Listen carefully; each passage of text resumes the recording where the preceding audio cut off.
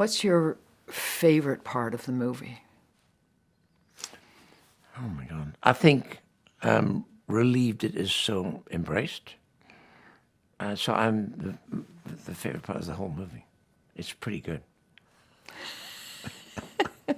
It's released by Paramount Pictures, part of our parent company, Paramount Global. And Nate, can we say we've all seen it and we give it 3 thumbs up? 3 thumbs up. All of the thumbs up. It is so good. So good.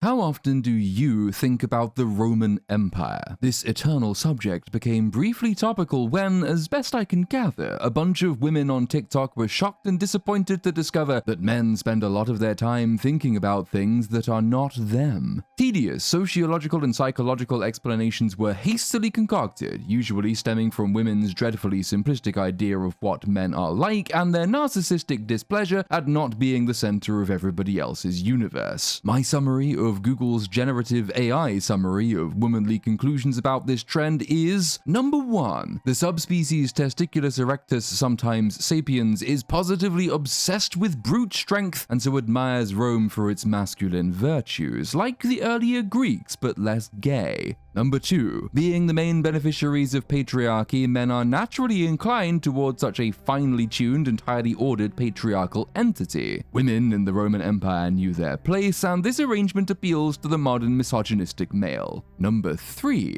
our fascination with our Roman forebears stems from what one fortune writer terms a masculinity polycrisis, making it one of a family of ailments that inevitably includes the likes of Andrew Tate and Jordan Peterson, themselves known to talk about Rome from time to time. To summarize the summary of the summary, men are just a little bit shit at life these days, unable to cope with the enlightened, modernized, and rightly feminized world, so their fantasies of simpler times are the reaction of the disaffected masculine ego. These various theories are united by the belief that a state of Roman-mindedness is the result of problems with men, perhaps extending to the conclusion that men are the problem. This is a modern phenomenon that requires modern solutions, like more female video game leads, stronger female movie characters, ideally a female president, better luck next time, and several thousand more shrieking op-eds about the need to detoxify the menfolk. The irony is that theories such as these accept the premise of an Andrew Tate or a Jordan Peterson critique of the feminized world. The disagreement is whether the feminized world is a good or a bad thing. Rome and men's obsession with it is then a response to what your average Guardian writer thinks is the good and proper state of the world, and what a right-wing or men's rights activist critic of the proper state of the world invents mysterious and ominous-sounding nouns to describe: the cathedral, the longhouse, and so on. The theme of the modern world, according to these people, is a sociological civil war between the sexes, the newly empowered and liberated modern woman against the poor and befuddled man. Why do men obsess about Rome? Because Rome is quite literally the ancien regime. It represents a time when men were real men and women were real women, and 5'10" Antipodeans could be gladiators. Lefty academics and righty reactionaries are currently obsessed about the sexed society, so all obsessions are interpreted through this lens. The modern man thinking about Rome must be doing so in response to changing sexual mores. That's what all the academics believe. And while there are intelligent and legitimate extensions to be made from this premise, we are indeed in the midst of a feminine revolution for good and ill, it is not as interesting as obsessives believe it to be, and it cannot account for all the problems attributed to it. Like society, Rome is bigger conceptually than tits versus dicks, and there are other more important and interesting parallels that can be drawn. When in the 18th century, Edward Gibbon was thinking about Rome, he was not experiencing masculine angst about the rise of women in culture and industry. His decline and fall of the Roman Empire is at times simperingly complimentary of the fairer sex. The great tumult of his day was political. A devotee of a precarious Enlightenment tradition of reason and rationality, Gibbon placed Christianity high among the number of causes for Rome's slide into irrational barbarism. He blamed it for storing mines and monies in cloistered temples and so stripping the provinces of art and science and literature, barbarism attained by neglect. Living atop a teetering empire, his study of Rome's fall was, in part, his attempt to stabilize Britain. This is what went wrong back then, he said, so implicitly, this is what we should avoid doing. But men have been obsessing about Rome for more than a couple of centuries. When Augustine of Hippo was thinking about Rome in the 5th century, he wasn't reacting to the rise of women in education and the arts, and the consequent disenfranchisement of men. His His City of God was written just a few years and a few miles of ocean away from the sack of Rome itself. The center of his world had collapsed before his eyes. The great tumult of his day was religious. He was refuting the then fashionable pagan accusation that Christianity had driven the loss of Roman civic virtue and so determined its collapse. It was, he said, the pagans who were responsible for the loss of civic virtue, not the Christians, though the pagans might respond that they'd been doing just fine before the Christians showed up. Both men saw, as indeed many men probably see today, Rome as a world story. It represents the highest and the lowest dramatic points of our shared narrative. It is obviously worthwhile to study and so to emulate the virtues that enabled Rome's rise. But just as more pages are written about hell than about heaven, so the reasons for Rome's fall captivate us, and every post-Roman age filters Roman lessons through their current obsessions. Myopia lets you see the part but not the whole, which is why pretty much every post-Roman civilization's angst, every man pondering some bit of Rome's greatness or degeneracy, has not precluded its fall or his. As everybody knows to say, those who do not remember the past are doomed to repeat it, but everybody forgets that when it counts. The phrase last days of Rome tends to accompany any episode of cultural libertinism, especially during times of perceived civilizational decline. Drag queen story time today, gay marriage in the 2010s, the opulent stupidity of bankers as revealed to us after 2008. As the wartime fever of freedom fries unity faded and Afghanistan and Iraq became ungovernable provinces in the mid-2000s, military overextension in foreign wars invited comparisons to Rome's own military collapse. Violent video games and urban strife in the 1990s, satanic panic in the 1980s, and so on and so on. Play these events in their proper chronology, and what results is a narrative of moral, physical, and spiritual decay in the world's predominant empire that is, on the whole, more compelling than the huge advances made in that time span. That we are all still here, and we are technically richer and healthier, doesn't make for a very interesting story. Every culture at the top of the civilizational pile fears losing its place, and after 200 or 300 years, every such culture has succumbed to those fears. This is what makes Rome universally compelling. It holds up a mirror to every particular concern of the modern day, whether that modern day is in the 5th century, the 18th, or the 21st. The mistake we make over and over again is, like Narcissus, becoming so fixated on our own particular reflection that we forget the world around us. What we see is a shallow simulacrum. Because they're really ideas about ourselves, our ideas about Rome are cheapened by the ever-decreasing limits of our imagination. Hitler and Mussolini alike obsessed over Rome in the 20th century, but by that point, Rome was merely monuments, grand buildings, eagles and circuses, and the outward signs of cultural greatness, all artifice but no aesthetic. This inexorable hollowing out through myopic repetition is attributed by Gibbon, if not as cause, then at least as symptom, of the cultural collapse of Rome itself, and so brings us closer to the subject of this video. The decline and fall of the Roman Empire is reflected in Gibbon's account in the decline and fall of Roman art and literature. As the cultural elite became more decadent, further divorced from the values and principles that made the empire they ruled so great, so their tastes declined. The later Roman aristocracy oftentimes resembled the capital of Panem in the Hunger Games. During his short reign, it was said that the young emperor Elagabalus, cousin to the emperor Caracalla, whom we are very shortly to meet in Gladiator 2, smothered several dinner party guests to death with a torrent of rose petals. The contemporary senator and historian Cassius Dio may have exaggerated certain aspects of Elagabalus's rule, his debauchery, his degenerate acts, his strange cultish practices, but evidently enough of it was true that his disgusted Praetorian Guard thought it wise to assassinate him. The problem with stratified social systems where intellectual and artistic endeavors rely on the largesse of an aristocratic or a plutocratic caste is that these pursuits decline in correlation with the declining moral and intellectual character of their patrons. Where the artist, the writer, the painter, the filmmaker, because if this weren't already apparent, what I'm spinning here is an allegory, where the culture itself exists primarily to please a decadent institutional elite, culture itself conforms to their tastes. artists. Where they are affluent and entirely disconnected from the lives of their less fortunate countrymen, they commission artworks to suit their particular and unpopular tastes. This is most often true of aristocracies. Once they, and especially in the case of plutocrats, blow through the greater part of their wealth, and they find themselves in need of cash, then they commission works that reflect their lowest estimation of the common man in the hopes that something suitably demotic will generate revenue. This is, in essence, the dichotomy Mauler pointed to in his Alien Romulus video, the difference between the Rian Johnson and the J.J. Abrams type film. Rian appeals to them, they think J.J. appeals to us. Our current culture occupies a place with which Gibbon would likely have been familiar, as he describes the beginnings of a decline in Rome under the Antonines, so roughly corresponding with the time period in which the two Gladiator movies are set. And I quote, "The love of letters, almost inseparable from peace and refinement, was fashionable among the subjects of Hadrian and the Antonines, who were themselves men of learning and curiosity. It was diffused over the whole extent of their empire. The most northern tribes of Britons had acquired a taste for rhetoric. Homer as well as Virgil were transcribed and studied on the banks of the Rhine and the Danube, and the most liberal rewards sought out the faintest glimmerings of literary merit. The sciences of physics and astronomy were successfully cultivated by the Greeks. The observations of Ptolemy and the writings of Galen are studied by those who have improved their discoveries and corrected their errors. But if we accept the inimitable Lucian, this age of indolence passed away without having produced a single writer of original genius or who excelled in the arts of elegant composition. The authority of Plato and Aristotle, of Zeno and Epicurus still reigned in the schools, and their systems transmitted with blind deference from one generation of disciples to another precluded every generous attempt to exercise the powers or enlarge the limits of the human mind. The beauties of the poets and orators, instead of kindling a fire like their own, inspired only cold and servile imitations, or if any ventured to deviate from those models, they deviated at the same time from good sense and propriety. On the revival of letters, the youthful vigor of the imagination after a long repose, national emulation, a new religion, new languages, and a new world called forth the genius of Europe. But the provincials of Rome, trained by a uniform artificial foreign education, were engaged in a very unequal competition with those bold ancients who, by expressing their genuine feelings in their native tongue, had already occupied every place of honor. The name of poet was almost forgotten. That of orator was usurped by the sophists. A cloud of critics, of compilers, of commentators darkened the face of learning, and the decline of genius was soon followed by the corruption of taste. And yes, I am aware of the irony of myself being a critic, making this point. A shallow and imitative culture is what happens after a period of daring degeneracy, as the people who commissioned the strange new works return to the marketplace having forgotten the conventions of good storytelling. They are, though, able to recognize the popular works of old, and they are able to remember the names of those who produced them. So, hey, let's get that guy to do that film he did. Let's get him to do it again. Everybody loves that guy. Everybody loved that film, right? It'll be easy money. And this brings us, I suppose, to Ridley Scott, a man who obviously obsesses over Rome himself, as many men do, but a man who does not seem to have thought about Rome since the year 2000. Gladiator 2 is a fine example of the shallow and imitative culture being both shallow and imitative. It does contain the trace elements of the decadent culture that preceded it, particularly in its posthumous recharacterization of Marcus Aurelius, which we will explore in more depth later.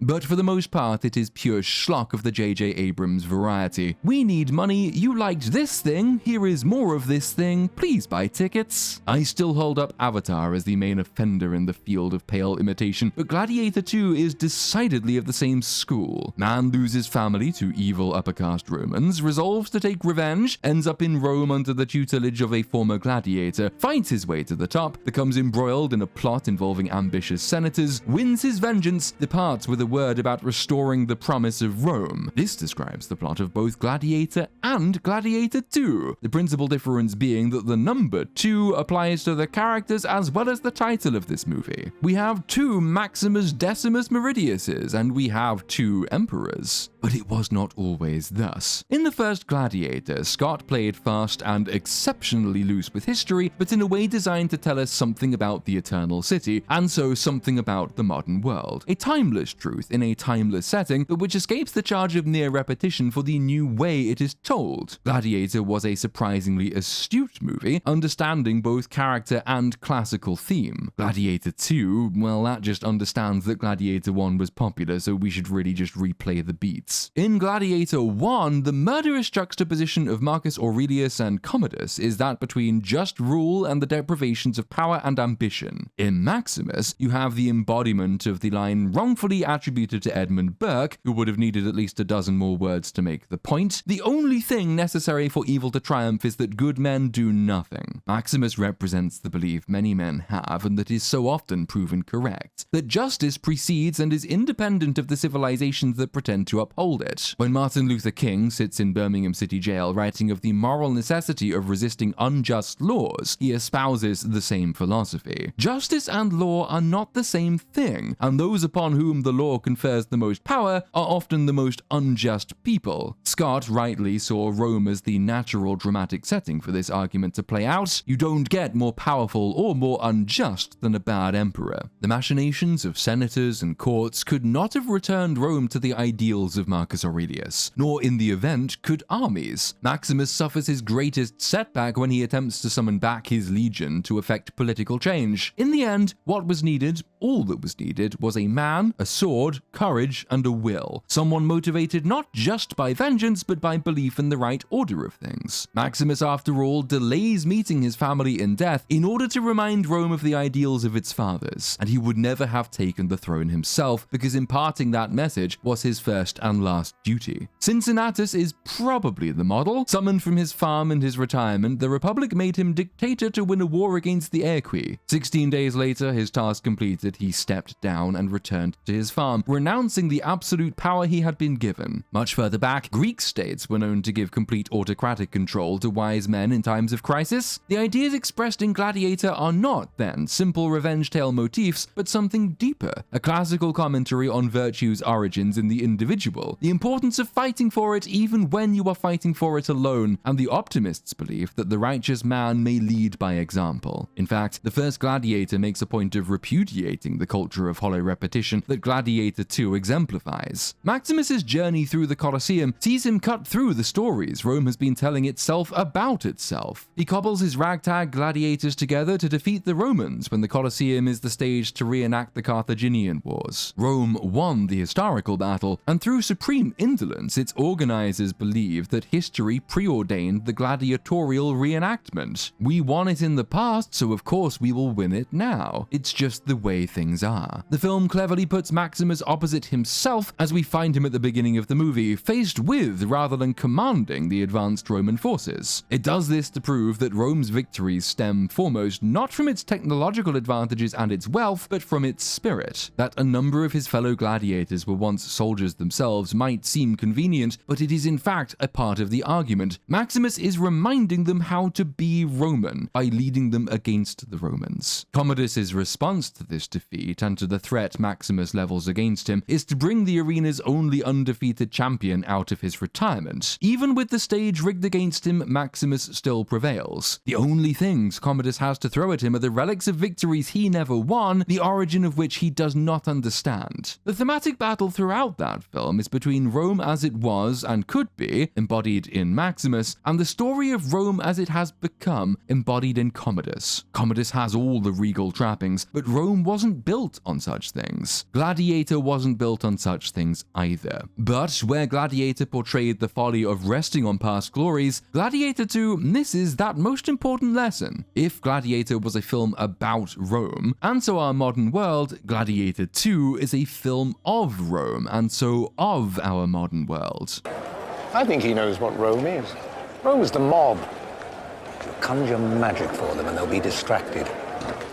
We take away their freedom, and still they'll roar. It's the filmic equivalent of the bread and circuses spectacle Maximus had to slice through to make his point. This, I suppose, puts Ridley Scott himself in the unfortunate position of that champion gladiator bought out of retirement. No great and productive culture would have need of his services anymore. He's earned his rest. His ego, I'm sure, made him easy to convince, but our own Roman elite's reliance on faded old men suggests only that they have forgotten how to reproduce the vitality he once possessed. They just remember remember him having it in the long, long ago. Which brings us finally to the review portion of this, review. Gladiator 2, Roman Boogaloo.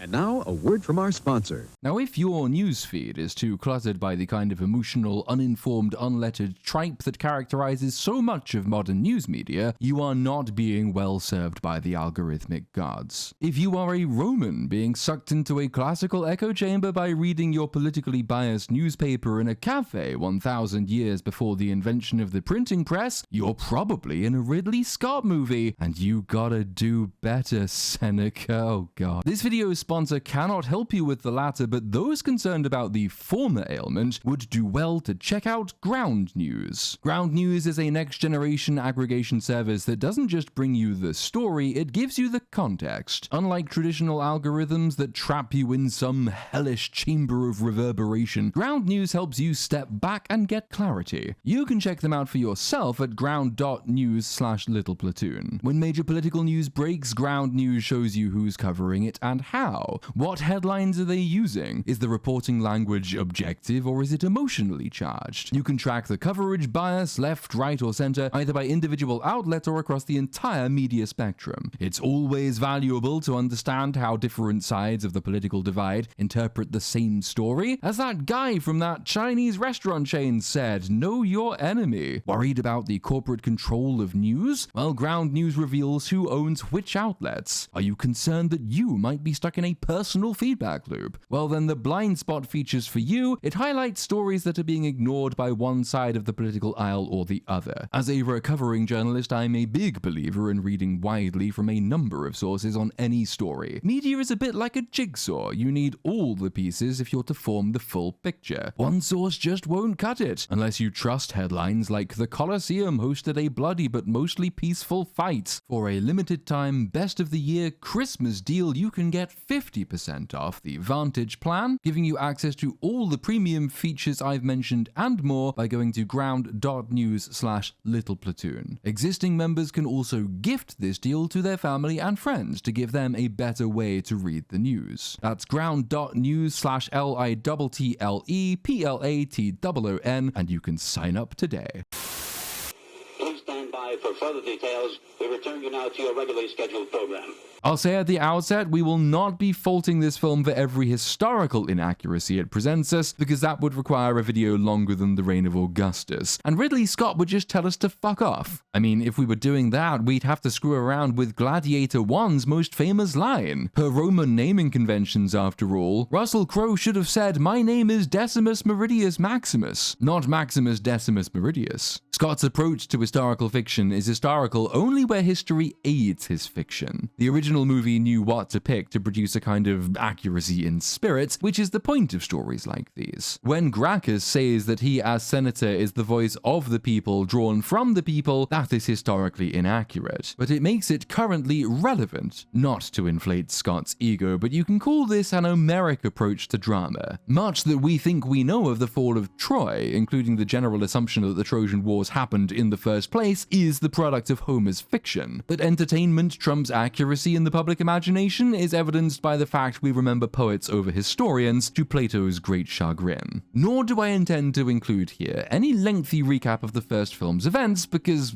well, you're about to see them all over again. This is what passes for filmmaking in the second decade of the 21st century. The most pertinent information to carry over is that little Lucius here is, as fans have apparently long suspected, really the son of Maximus Decimus Meridius. Maximus banned Lucilla before she got married, apparently. She sensibly did not name him after his true father because, "My name is Maximus Decimus Meridius, commander of the armies of the North, general of the Felix Legions, loyal servant of the true Emperor Marcus Aurelius, father to a murdered son, husband to a murdered wife, and I will have my vengeance in this life or the next." The second is a bit of a mouthful. We might choose to get finicky about this. We might point out, for example, that the Romans knew quite a lot about childbirth. Gynecology is on the list of things the Romans did for us. Soranus of Ephesus wrote 4 whole volumes on the subject. This man knew his way around a pussy, which is unusual since he was technically Greek. So Maximus would have had to be getting his Decimus in her Meridius until pretty much the day of her marriage, you would think, in order for Lucius Verus's supposed supposed father, Lucius Verus, not to be a little bit suspicious. But that criticism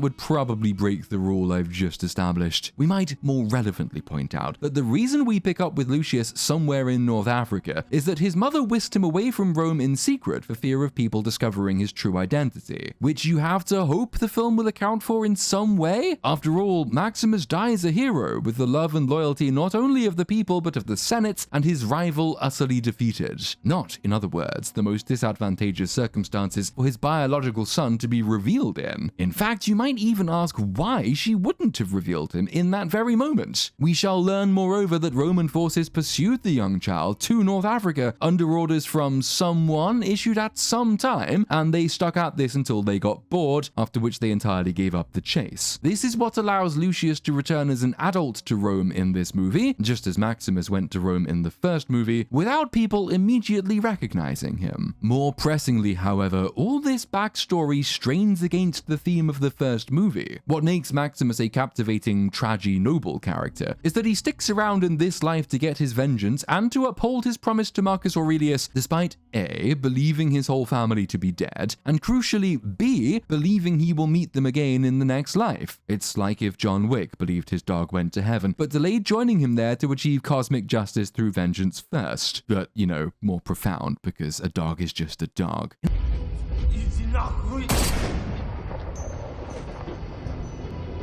In other words, this is a man who denies his own gratification, materially in refusing the throne and spiritually in delaying his final peace with his family in order to do the just thing. As the real-life Marcus Aurelius put it, in the end, what would you gain from everlasting remembrance? Absolutely nothing. So, what is left worth living for? This alone: justice in thought, goodness in action, speech that cannot deceive, and the disposition glad of whatever comes, welcoming it as necessary, as familiar, as flowing from the same source and fountain as yourself. You can get around this partially if you assume Maximus never had the first inkling that little Lucius was in fact his progeny, but it does effectively retcon the first movie's thematic conclusion. From being the man whose sacrifices were rewarded with finality, who earned his completeness in the next life, Maximus becomes a man who was careless about where he sheathed his gladius and so inadvertently abandoned his living son in pursuit of his dead and now incomplete family. Hell, he might even have arrived in the afterlife to find his wife had sued for divorce on grounds of infidelity. The movie begins in exactly the same manner as the original. Our essential historical context comes in, well, text. It reads, thanks Google Translate, 16 years after the death of Marcus Aurelius, his dream of Rome was forgotten. Under the yoke of the twin emperors Geta and Caracalla, corruption wins. Their ferocious brutality spread like a plague throughout the empire. The fall of the great city is imminent. Only the hopes of those who still dare to dream remain.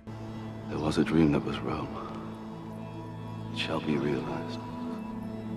Nope, sorry old chum. Ridley thinks it's time for a sequel. The real-life emperors Geta and Caracalla were fascinating figures. Not twins, but they were brothers and born very close together. They were made joint emperors by their father, Severus No, that's wrong. They were made joint emperors by their father, Septimius Severus. Much like Marcus Aurelius at the beginning of Gladiator, he did not suspect the depths of depravity his two sons were capable of. They were utterly incapable of sharing anything. They attempted to split the empire between them, a move put down by their mother, Julia Domna. She served a crucial role throughout their short and ill-fated reign. They so distrusted each other that they refused even to meet unless in her company and with a full retinue of guards. Caracalla severally tried to assassinate Geta. After one such failed attempt, he arranged for a peace conference in their mother's house without guards. Geta was foolish enough to fall for this, and Caracalla used the occasion to murder Geta in his mother's arms. Then he had something on the order of 20,000 of his brother's allies killed for good measure. Caracalla did all of this despite having next to no interest in actually governing Rome, and he toddled off on a military campaign within a year of becoming the sole ruler,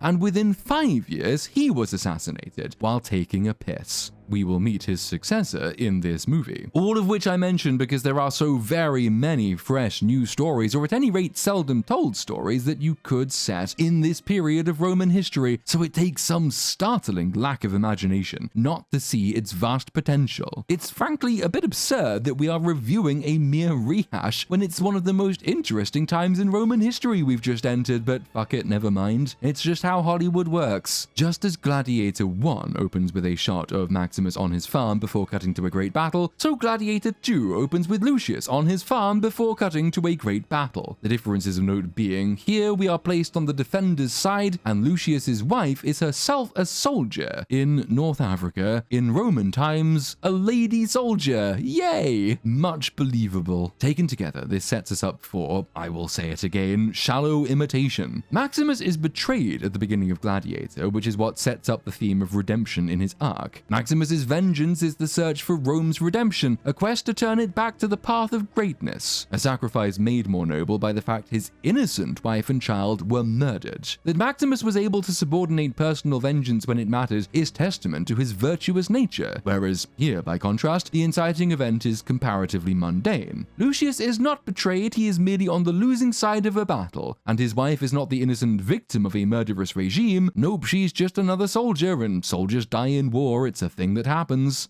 There is, then, no loss of innocence moment to set us on our journey, no ideal being corrupted before our eyes. Russell Crowe's Maximus carries a great weariness with him throughout the first movie, being quite close to retirement even when things are going well for him at the beginning. Our first vision of his farm represents his dream of Elysium. It's what he yearns for in life as well as in death. Paul Mescal's Lucius has no equivalent bearing in the film's first set piece, he just has boilerplate kind of edginess, and he has no particular dream at the beginning either. He pretty much has what he wants from life. You did not make enough for him today. I prefer to sacrifice a Roman. I am so very glad they established he really hates the Romans in this scene. That'll make for a wonderful contrast later when his wife dies and he really hates the Romans still. Gladiator 1 gives Maximus a stirring early speech to set up the fact that his men love him and would follow him to whatever end, cleverly showing that they do so because he is one of them. He understands their hopes, their dreams, and their aspirations. He understands their humor. He is the first among equals. Gladiator 2 gives Lucius a less stirring version, where he generically tells his assembled men to follow him. Same basic idea, just much less substance to it. Meanwhile, Pedro Pascal is leading a naval attack against the city. It is the fate of all franchises that they will one day cast Pedro Pascal, but since I can't see both of this movie's Maximus characters surviving, I think we can be reasonably sure Pedro isn't going to be appearing in Ridley's Gladiator 3 script if it ever sees the light of day. The opening battle of Gladiator 1 is an achievement of practical effects. Its historical inaccuracies, particularly the use and type of siege weapons, were there to emphasize the vast technological superiority of the Romans, which was itself setting up the later Colosseum scene where Maximus proves that Rome's strength is in its character, not its machines. It looks amazing, still, to this day. I think I'm right in saying they were allowed to set fire to a real forest that was due for a clearing, so the fire and the smoke are all quite genuine, while the action itself, centered entirely on humans, horses, and a dog, required relatively little embellishment. The opening of Gladiator 2 is a cheaper looking, so probably much more expensive CGI extravaganza. We've got boats and big cities and catapults and explosions and everything. You've just gotta crank it up. It's how drama works, guys. It's really not at all clear why the Romans would be launching this attack from the sea, except that the VFX team were bored and needed something to do. We were explicitly told that this is the last free city in Africa Nova, which implies the Romans have conquered all the land around it. So, why come at the enemy in boats from across the sea in a very complicated and risky maneuver, rather than land your forces and conduct a ground siege with supply lines to the territories we've just been told you've conquered?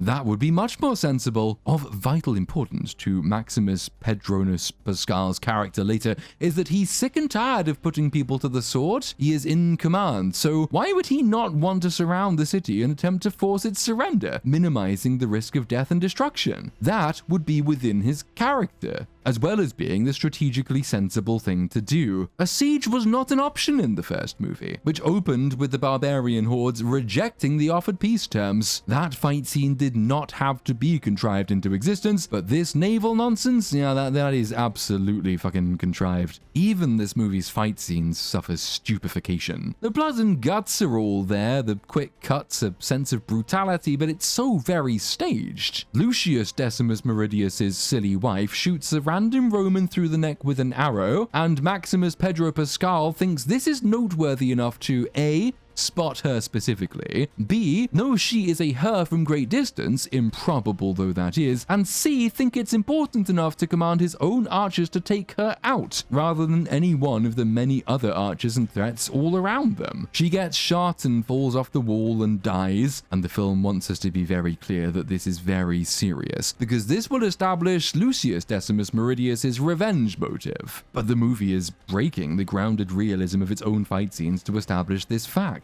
Gladiator 1's opening fight is renowned for its gritty portrayal of true battlefield chaos. What we learn from it is that actual Maximus is a brilliant general. He's prepared to put his life on the line to save his men. He commands his men's affections, not least because he is so brilliant and so loyal to them. The main character beats come after the fact, in the quieter moments, with the arrival first of Marcus Aurelius and then of Commodus, who is overlooked in the affections of everyone around him because he missed the battle. Wife, in this movie, I genuinely don't know her name, accomplishes nothing as a soldier. Soldiers die, it's just what happens in war. Maximus Pedro Pascalius has to announce that she is being targeted specifically in order that Lucius Decimus Meridius can hear the order and witness her death in order that he knows specifically who to blame, which is very cheap and clumsy by comparison. Of course, in Gladiator 1, Maximus knows who's to blame for murdering his family and knows why to blame them for murdering his family. It was Commodus who feared the competition. This may have been set up in the fight scene, but none of it was firmly established in the fight scene. But because Gladiator 2 wants two tragic heroes, it can't have wife be an innocent woman who gets murdered. Her death cannot be an unjust act. Maximus Pedro Pascalius is not an evil person. Wife ragdolls off the wall as Lucius Decimus Meridius watches, then he gets clubbed in the back of the head and he ragdolls off the wall as well. And because Maximus had his dream sequences in the first one, so Lucius Decimus Meridius has his in this one. Not a glimpse of the Elysium he will deny himself throughout the film, of course, but the much less interesting and more boilerplate image of the boatsman coming to take his wife to the afterlife. This scene conveys that she is dead and he is angry about it. The fields of Elysium, by contrast, convey that peace awaits Maximus, but he cannot join his family there until he has done his duty by Rome. Wife, here she even has dialogue to explain it for us. See how this is all formulaically the same movie, just much cheaper? You couldn't have told a different story, any different story, Ridley? Why invite these comparisons if you can't be bothered to profit by them? Jesus Christ. At some indeterminate later point, the Romans have won and they are dragging people out of the water. Lucius Decimus Meridius gets up and is wandering around, but none of the soldiers thinks it's worth grabbing hold of him or shooting the enemy combatant because he has to wait out to find wife, who is dead, remember that she is dead? That's important. It's his thing in this movie. That's his motive. She is conveniently floating nearby, as people wearing armor tend to do. Belatedly, the Romans corral all the captured population together, and Maximus Pedro Pascalius looks sad as he sets fire to the corpses, and hears the wails of the defeated women and children. Reclaim this city for the glory of Rome. This I will credit, if only because it very efficiently conveys that Maximus Pedro Pascalius' heart isn't in this, which becomes very relevant later. For now, able-bodied men are branded and put on boats to be transported for sale as slaves. This of course means we're going to elide much of the period Maximus spends in the wilderness, where a good chunk of the first film's character establishment stuff is achieved. Meeting and gaining the respect of Proximo and his fellow gladiators, Maximus being coaxed into taking up his sword, the rediscovery of his inner strength, etc. The boat scene achieves very little of this. In fact, you'd be forgiven for thinking Lucius Decimus Meridius didn't really give a shit about his wife at all. He's already looking pretty cheerful and with it as he cares for his token black friend and tells him to keep his chin up. Because this movie can't be bothered to show much character stuff, it takes this opportunity to have token black friend exposit Lucius Decimus Meridius' backstory to the audience. I remember well when you first were brought to us. A lonely boy from the desert. Guileless, afraid. You embraced everything we taught you. You found Arishad's love. Your soul was replenished. When I die, my ancestors will meet me in the next world. Who will meet you? Oh no. I am done.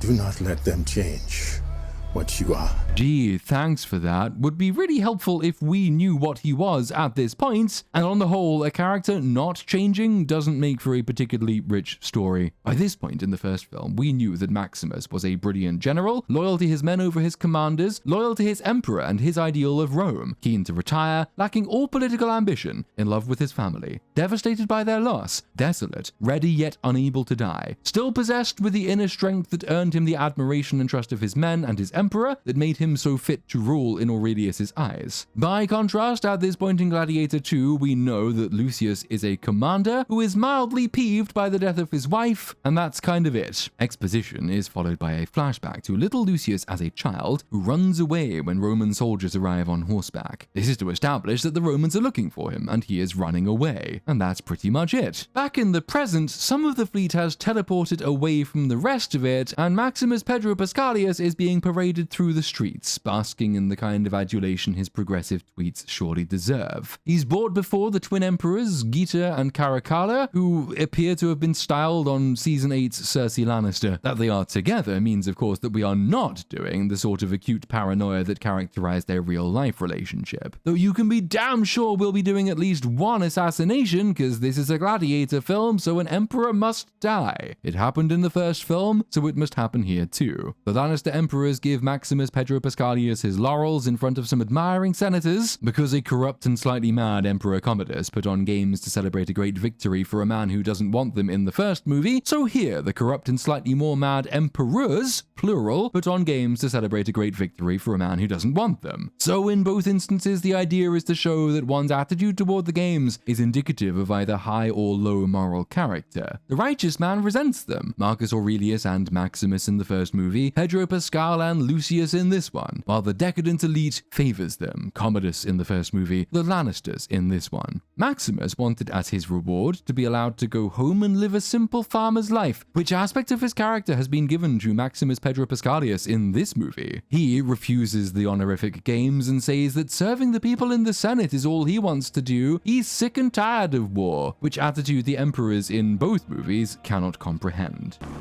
How can I reward Rome's greatest general? Let me go home. The glory is yours, not mine. I only ask for some respite from war.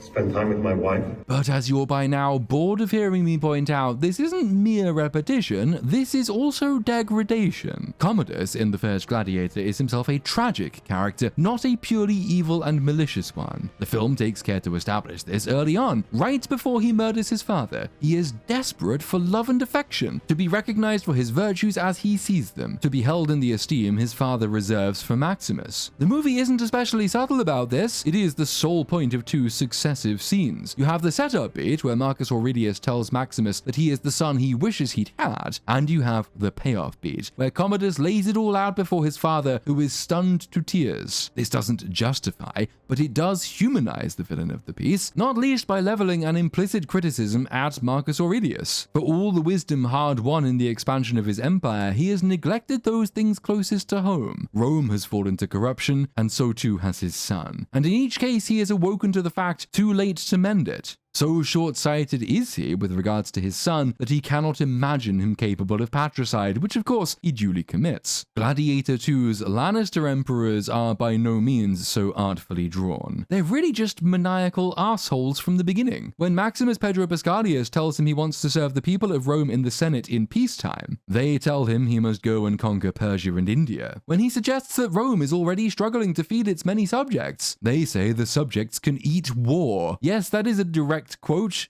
Rome has so many subjects. She must feed them. They can eat war.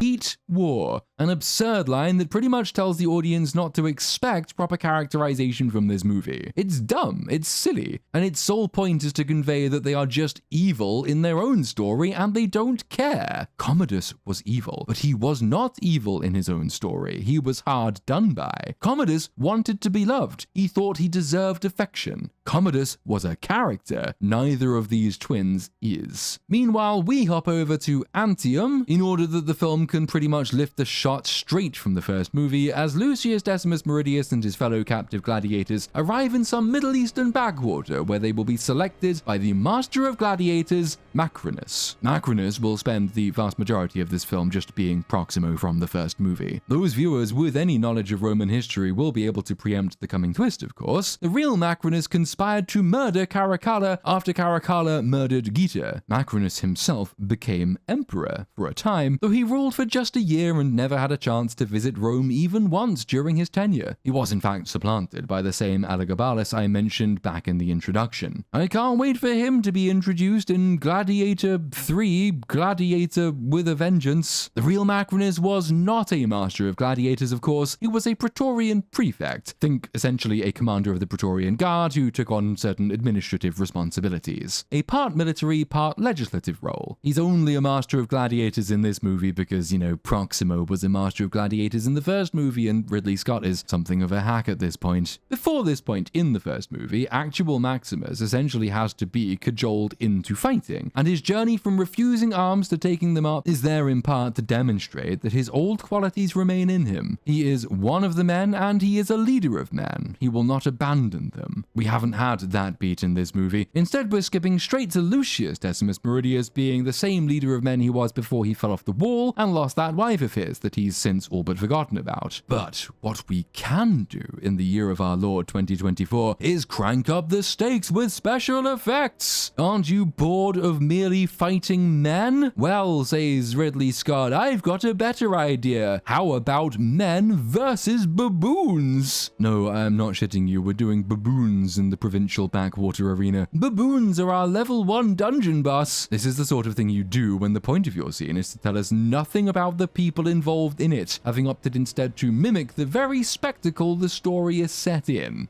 Oh boy, I can't wait to see how Lucius Decimus Meridius triumphs after some CGI baboons, which of course he does, earning the appreciation of Black Proximo, who replaces Lucius Decimus Meridius' token black friend, who was tragically killed by the baboons. RIP that guy. I don't remember, does he even have a name? Also, good luck wrangling those baboons. I'm pretty sure they can just climb up the walls and escape. In fact, I'm not actually sure why they didn't just do that from the beginning, but fuck it, we needed the set piece. Meanwhile, in Rome, Maximus Pedro Pascalius goes to meet Lucilla, who we are expected to believe spirited her son away because his status as heir to the throne was a threat to his life, but is not being killed despite being a princess herself. And even though, yeah, she went and hid the heir to the throne, the real version of this person was assassinated on the orders of Commodus after she hired a terrifically incompetent assassin, one who not only failed to kill the emperor, but announced to the whole room who had sent him to do the deed. He burst out from behind some curtains and said something along the lines of, "This is what the Senate sends you," and was promptly murdered by Commodus's bodyguards because he was shit. It's the kind of writing you'd normally expect from Disney Star Wars or, I don't know, Arcane Season 2. But she's alive and well in this movie, despite the already well understood barbaric insanity of the twin emperors. The implied relationship between she and Maximus in the first movie has, of course, been resuscitated. Everything else has been. And made an overt relationship with Maximus Pedro Pascalius. I guess she has a type. She likes, basically, the same character. Meanwhile, Lucius Decimus Meridius has, in the interim, been sent to meet Black Proximo. He has one of his nameless henchmen set out the stakes in much the same way as Proximo himself did in the first movie. One of the more endearing parts of Gladiator 1 was, of course, Maximus's developing relationship with his fellow gladiators. The Ridley Scott of 2000 understood that this could best be expressed through the interactions of select individuals, whose growing appreciation for Maximus becomes, in time, the same loyalty he commanded among professional soldiers. Gladiator 2 might do something vaguely similar, but without the personal hook to it. Lucius Decimus Meridius has already lost the only acquaintance he had, so the journey he's about to go on and his increasing reputation amongst his cohort is going to be a depersonalized equivalent of Gladiator 1's bond-forming moments. Here they begin by mocking him, making monkey noises because he bit a baboon's throat, which, actually, you'd think, well, that might have earned him their respect, no? It's a pretty fucking savage move, and it saved his life. This is the problem with eliding the beat where Maximus refuses to fight. There's no real reason for their relationship to begin with disdain as it does here, but the rest plays out much of a sameness. Black Proximo tells Lucius Decimus Meridius to fight Bald Man, which he does, and he is clearly talented, which earns him respect. Denzel Washington is doing his best with some decidedly slim pickings in this role, but Black Proximo has a much less auspicious entrance to the story than actual Proximo did. He's just much less characterful, this despite the fact that he has much further to rise than actual Proximo in Gladiator 1. Proximo in Gladiator 1 is, in many respects, the character of Rome itself. He was a gladiator, a slave, but he was freed by Marcus Aurelius. He owes his life to the wisdom and benefaction of the old emperor. But in the years since, he's lost his way and he's fallen to corruption. A former slave, he now owns slaves himself. He's a wily dealer. He does what he has to do to get by in the world, but he's lacking in principles and in purpose. It's Maximus who reawakens the spirit of Marcus Aurelius in Proximo, who then goes from being the wily cynic who views himself as a mere entertainer to a man who believes in self-sacrifice for an ideal of Rome, ultimately laying down his own life for Maximus. His arc is meaningful, it's optimistic, but his characterization too is just richer.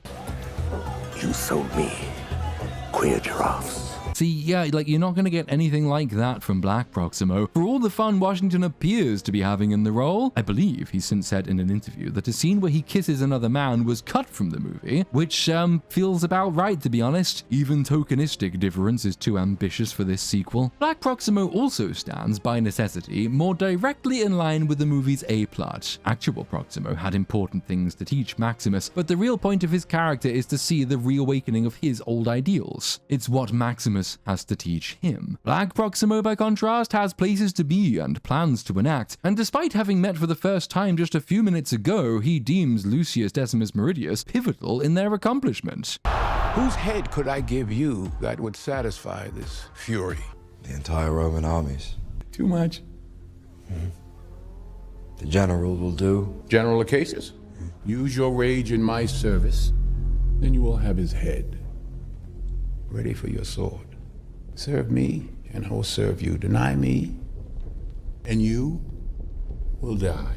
For this level of knowledge to make sense, we must assume that Black Proximo knows which battle Lucius Decimus Meridius lost and which general led the Roman armies. Which is doable? I think I can run with that assumption. The people who took the slaves told him where those slaves were taken from. His plans, on the other hand, seem altogether too far-fetched to pass without some comment from Lucius himself. Maximus Pedro Pascalius is both a general and a senator with the confidence of the Lannister emperors. Were you in Lucius's position here, wouldn't you be even a little bit curious about how easily so massive a promise is being made to you? How the hell could a mere master of gladiators out in the provinces promise to give you the head of a fated Roman general? That seems a bit too good to be true. And while it might be explicable if Lucius is entirely blinded by rage, that's not really how he's been portrayed. He is sometimes, but only when specific scenes demand it. Otherwise, he's come across as quite normal and well-adjusted. Back in Rome, Lucilla and Maximus Pedro Pascalius have a chat over a glass of wine about betrayal. Maximus Pedro Pascalius is just about done with the war-making ways of the emperors, and he says that the only campaign he's now interested in fighting is one to depose them. He says this quite publicly, having not checked to see who might be listening, and to a woman who can only be alive now because those emperors allow it. He says his army will arrive in 10 days' time and they will all be loyal to him, and he says this, I think, because in the first film Maximus's army is out there somewhere and still loyal to him. Once again, the same essential beats. You can put money on his army not coming to the rescue and him having to fight in the Colosseum, because that happens in the first movie too. But, once again, missing pretty much every surrounding detail. Talk of conspiracy in season 1 was a tense affair, held in utmost secrecy, with all involved keenly aware of the immense risks they were taking. You don't just sit around and have a drink and casually chat about treason. Certainly not if you want to give the impression these emperors are truly dangerous. Gladiator everyone understood this point, emphasizing the fear that Commodus exercised through the terror of those around him. Gladiator 2 just doesn't get it. Maximus Pedro Pascalius has inherited the populist part of actual Maximus's appeal. Lucilla tells us the emperors do not have the people's support because the people are all weary. Evidently, what is required is a popular and public-spirited general to marshal the mob against them in a way no senator ever could. I mean, fuck it. It worked last time. It's bound to work this time as well. But just like Commodus, the emperors believe that putting on games will earn the people's support. Unlike Commodus, we don't understand how they've muddled through this long without the people's support, given we joined him at the start of his journey, and we joined them at the midway through theirs, but fuck it, who cares about the establishment stuff? The games mean that Black Proximo can teleport across the world and arrive in Rome with his gladiators in tow. We do not get the same awe factor from Lucius Decimus Meridius' entry into Rome as we got from actual Maximus's, because while the actual Maximus had never before been to Rome, both Lucius and we the audience have seen it before. Nor, though, do we get so much as a single beat of recognition from him. After all, he grew up here. His mother lives here. He was forced to flee this city. He has come home after a fashion, but no reaction at all? Fuck it, I guess we don't have time for that. He just gets out of his cart and straight down to business. Actual Proximo placed bets on his own gladiators, so naturally Black Proximo does as well. Then we get our first substantive departure from the original movie. Lucius Decimus Meridius has been brought to the palace in order that the emperors and their guests can witness a private gladiatorial bout between Lucius Prime and some old dude. The very obvious pitfalls of staging this in the middle of a banqueting room are that the guests and the furniture get in the way and very expensive damage is done, but this I suppose is used to illustrate their excess. The less obvious pitfall, less obvious to Ridley anyway, is that you really oughtn't be arming skilled warrior slaves mere feet away from your emperors who are accompanied by next to no guards, with no one standing between them and the armed gladiators. There's even a scene in the first movie where Maximus, on the floor of the Colosseum, spear in hand, is lining up a shot at Commodus in the viewing gantry. Actual Maximus and Lucius Decimus Meridius have very similar motives here. Lucius just finished telling us that he wants vengeance against all of Rome. He had to be bartered down to accepting Maximus Pedro Pascalius his head specifically. Yet here he'd have a very good chance of taking down both emperors with the weapons they've just given him. This scene makes no fucking sense. No wonder they otherwise cleave so closely to the original film's script. Their new things are even worse. Lucius prevails and is congratulated by Cersei Lannister. And now we're back on familiar ground. Remember the scene in the first movie? Remember it? When Commodus asks Maximus his identity? Remember it? Remember the scene? Why doesn't the hero reveal himself and tell us all your real name? You do have a name. My name is Gladiator. How dare you show your back to me? Slave! Will you remove your helmet and tell me your name? My name is Maximus Decimus Meridius, commander of the armies of the North, loyal servant to the true Emperor Marcus Aurelius, father to a murdered son, husband to a murdered wife, and I will have my vengeance. From where do you hail? Speak. The gates of hell are open night and day. Smooth is the descent, and easy is the way. But to come back from hell and view the cheerful skies in this, the task and mighty labor lies. Virgil is a bit more flowery than Maximus Decimus Meridius, and this is probably why this scene is not quite so effective. To give the film its due, though I rather dislike the way it's chosen to characterize the Lannister twins, it does show Black Proximo's skill at manipulating them. He essentially treats them like the mad children they are, playing everything as a mere bit for their amusement, and so he neatly defuses whatever tension or suspicion might have arisen in them. But he's now suspicious. In the bath later, he tries to pry Lucius Decimus Meridius' backstory out of him, but he is rebuffed. He places 2 coins on the bath and tells Lucius that a gladiator who fights well can earn gold and buy his freedom. This is interesting insofar as it is a deliberate juxtaposition with actual Proximo's lesson to Maximus. And I think it is deliberate. Proximo taught that the key to securing freedom was securing the adoration of the crowd, and key to securing the adoration of the crowd is providing entertainment. He's correct about this as far as it goes, but he must be awoken to the truth that mere entertainment is no such thing. Maximus must awaken something in the crowd. It's a truth about power that Proximo only half understands, even as he gives the lesson. Black Proximo is telling us something equivalently foundational about his character. He doesn't speak of crowds, the people conferring freedom upon the gladiator. His frame of reference is purely and simply material. Money. He understands the power of money, and in his conception of Rome, he who has the most money has the most control. This is his view of political mechanics. Later lines set out the motive that determines his use of these mechanics when he tells Lucius cringe-makingly that rage is your gift, it will carry you to greatness. He isn't telling us anything we don't know about Lucius. It's the only thing we do know about Lucius. It's the only thing there is to know about Lucius.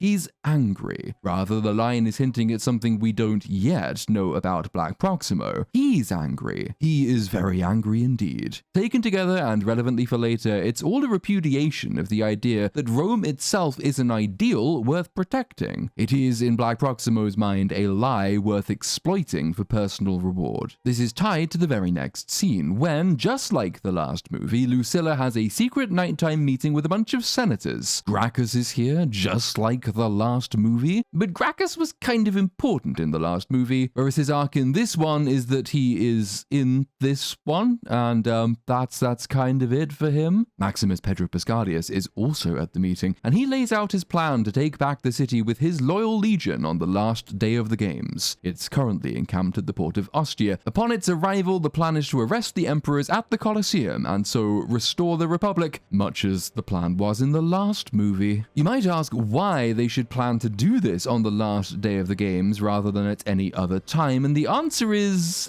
for the spectacle, I guess. The political machinations of Gladiator 1 were slender, but some care and attention was paid to conveying the bind the conspirators were in. Republican-minded senators and Princess Lucilla lived under the thumb of Commodus and his Praetorian Guard, making independent action almost impossible. They have no natural leader amongst their ranks who can compete with the emperor for popularity. It's only because in Maximus they think they have found a figurehead to which a legion might rally that they think they have a chance of effecting change, a chance that in the end is missed when the plot is discovered. The important difference in setup here is that the emperors are already severely compromised in the eyes of the people. There is already a popular general in command of a loyal legion, that's Maximus Pedro Pascalius, and he is currently free to act pretty much as he pleases, meaning that unlike Gladiator 1, there aren't many constraints in his ability to act that determine his army must arrive later rather than now, and his scope for action is not confined to his army. There are many other political avenues to exploit, especially so given the massive unpopularity of the two emperors. This is the essential difference between a contrived and a natural story beat. In Gladiator 1, they'd already been reduced to their last recourse, while in Gladiator 2, their last recourse is whatever the script thinks is most dramatic, despite the wealth of other options that should be available to them. But that's the bad of the scene. The good of the scene, which is still bad, just so we're clear, but it is at least thematically consistent, which makes it better, is that the indebted senator from earlier, Blackadder's Lord Percy, is present at this meeting. And what did we just learn in the preceding scene? That in the mind of one character in particular, money is power. If you have money, you are free. If you lack money, you are not free. And if you owe money, well, what does that make you? So if our brains haven't been completely rotted away by mere spectacle yet, we can detect the flaw in the conspiracy before it happens. This is, however, still quite silly, because it means that the conspirators, plotting treason against the emperors at grave risk to their own lives, are not very selective about who they let into their secret club. At least in Gladiator 1, the conspirators acted like they were,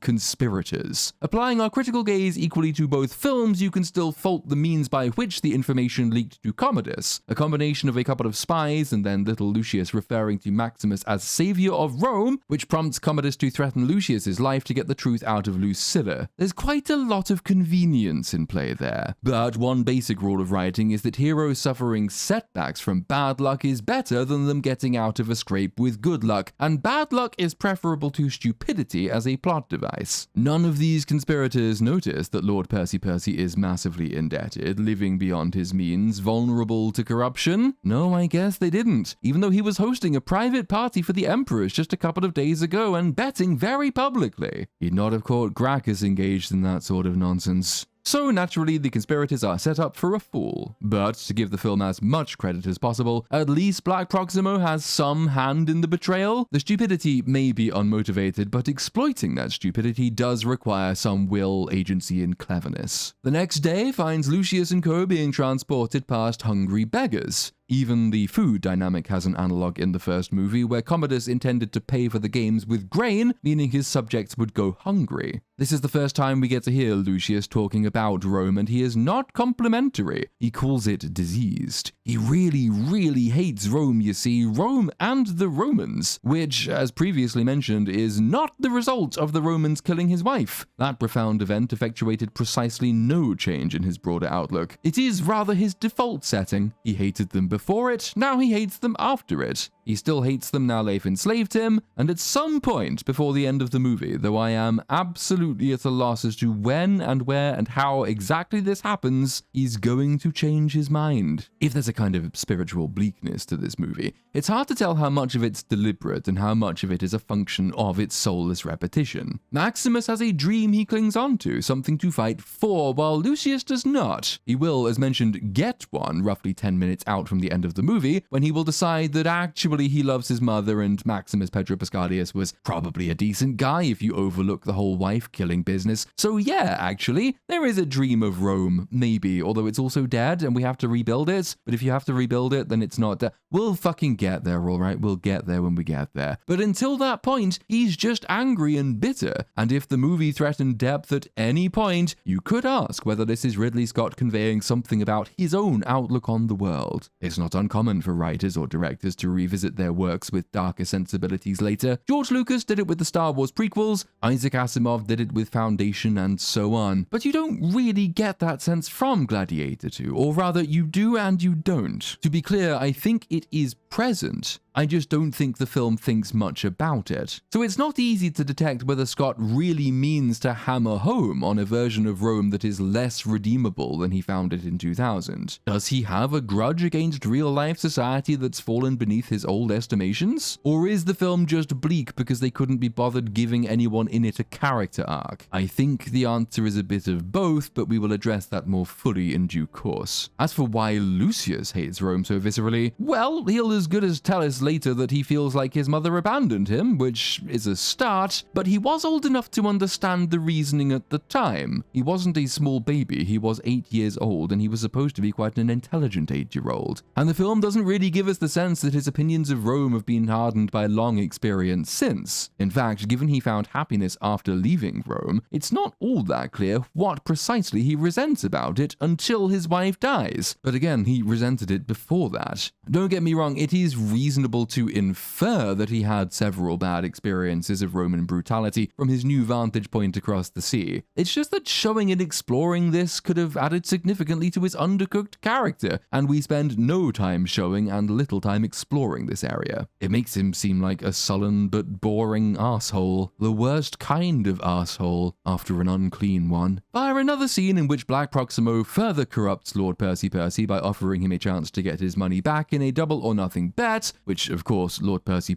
will lose, we hop away to the Colosseum. Tommen and Circe arrive, Maximus Pedro Pascalius and Lucilla are also in attendance, and when the emperors demand that Maximus Pedro Pascalius give a speech and bask in the adoration of the crowd, this affords Lucius his first glimpse of the man he blames for his wife's death. I deliberately do not say the man who killed his wife, because he didn't kill his wife. That would have been altogether too clean as a way to set up motives. Maximus Pedro Pascalius speaks of the need for honor and bravery, which he says Rome needs now more than ever. Both Maximus Pedro Pascalius and Lucilla are used in this movie to elevate into text what the first movie left as subtext, most blatantly toward the end, where Lucilla will be tied to a post in the center of the arena in order that we all understand that her life is on the line, unlike the first movie where she was not tied to a post in the center of the arena, and we still understood that her life was on the line. Subtext elevation of this sort never helps the movie. We'll deal with the moldy tampon string of nonsense that achieves the Lucilla beat later, but in this scene,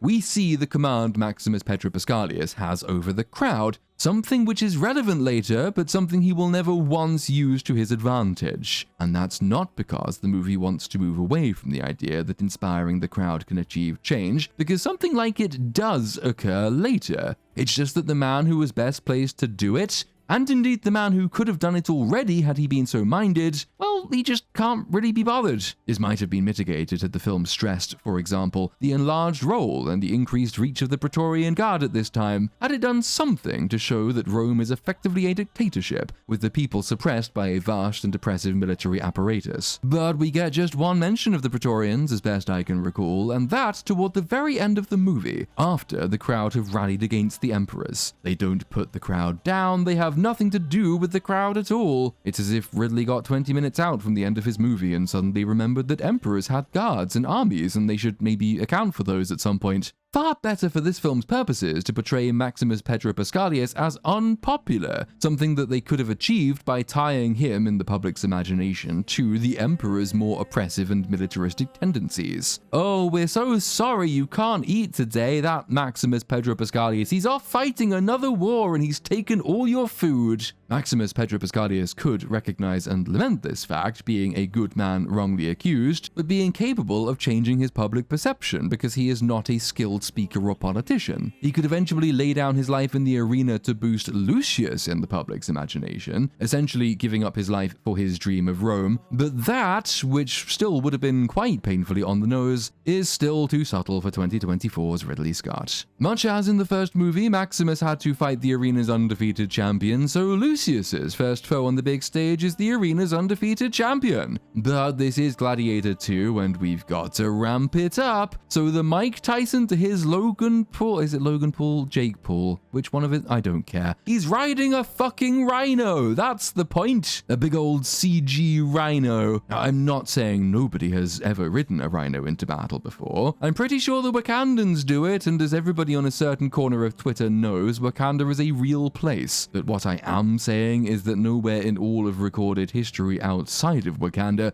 has anybody ever ridden a rhino into battle. This combative exchange essentially combines the first two Maximus fights in the Colosseum, the undefeated champion being the second of these. The first was the reenactment of the Carthaginian Wars, and is the most important in conveying Maximus solidifying command of his fellow gladiators. He's already proven himself very capable, and they are beginning to trust him. But in that scene, the old soldier in him speaks to the old soldier in them, and their collective fighting spirit, which is the spirit of Rome itself, is stirred. Those who listen to him and fight in formation survive, those who do not die.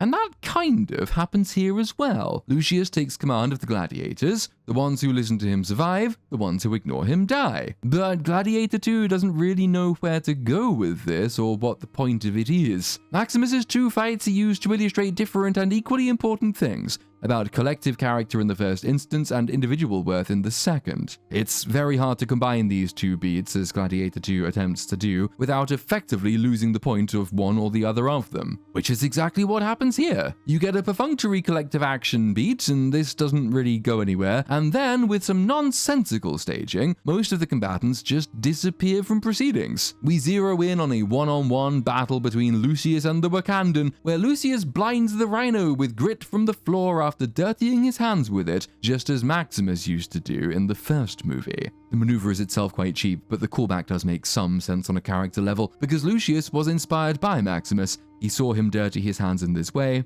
and he idolized him as a child, so he still follows his example. That is fair enough as far as a callback goes. What is rather less than fair enough is that the rhino, which is blinded by the grit and runs into a wall like the dumb animal that it is, then joins the rest of the gladiators standing around doing nothing at all while the one-on-one fight breaks out. You might think the rhino would be enraged by its headache, that it might start charging around, that the other gladiators might try to involve themselves in some way given this is their shot at glory as well. But no, the movie just has everyone else stand back and twiddle their thumbs, or whatever the rhino equivalent of twiddling your thumbs is, flicking your ears. Something like that. While the fight unfolds, in the stands, Cersei recognizes Lucius from the earlier fight and begins trying to recite the poem Lucius quoted at him. He struggles to remember the lines, and this gives Lucilla a light bulb moment. Having already seen something faintly familiar about Lucius, she then remembers the verse and is able to complete it. This, in turn, interests Black Proximo, and so forms part of the only unique and serviceable subplot in the entire movie. We already know Black Proximo is intrigued by Lucius and his origin, and intrigue becomes a more definite suspicion in this scene,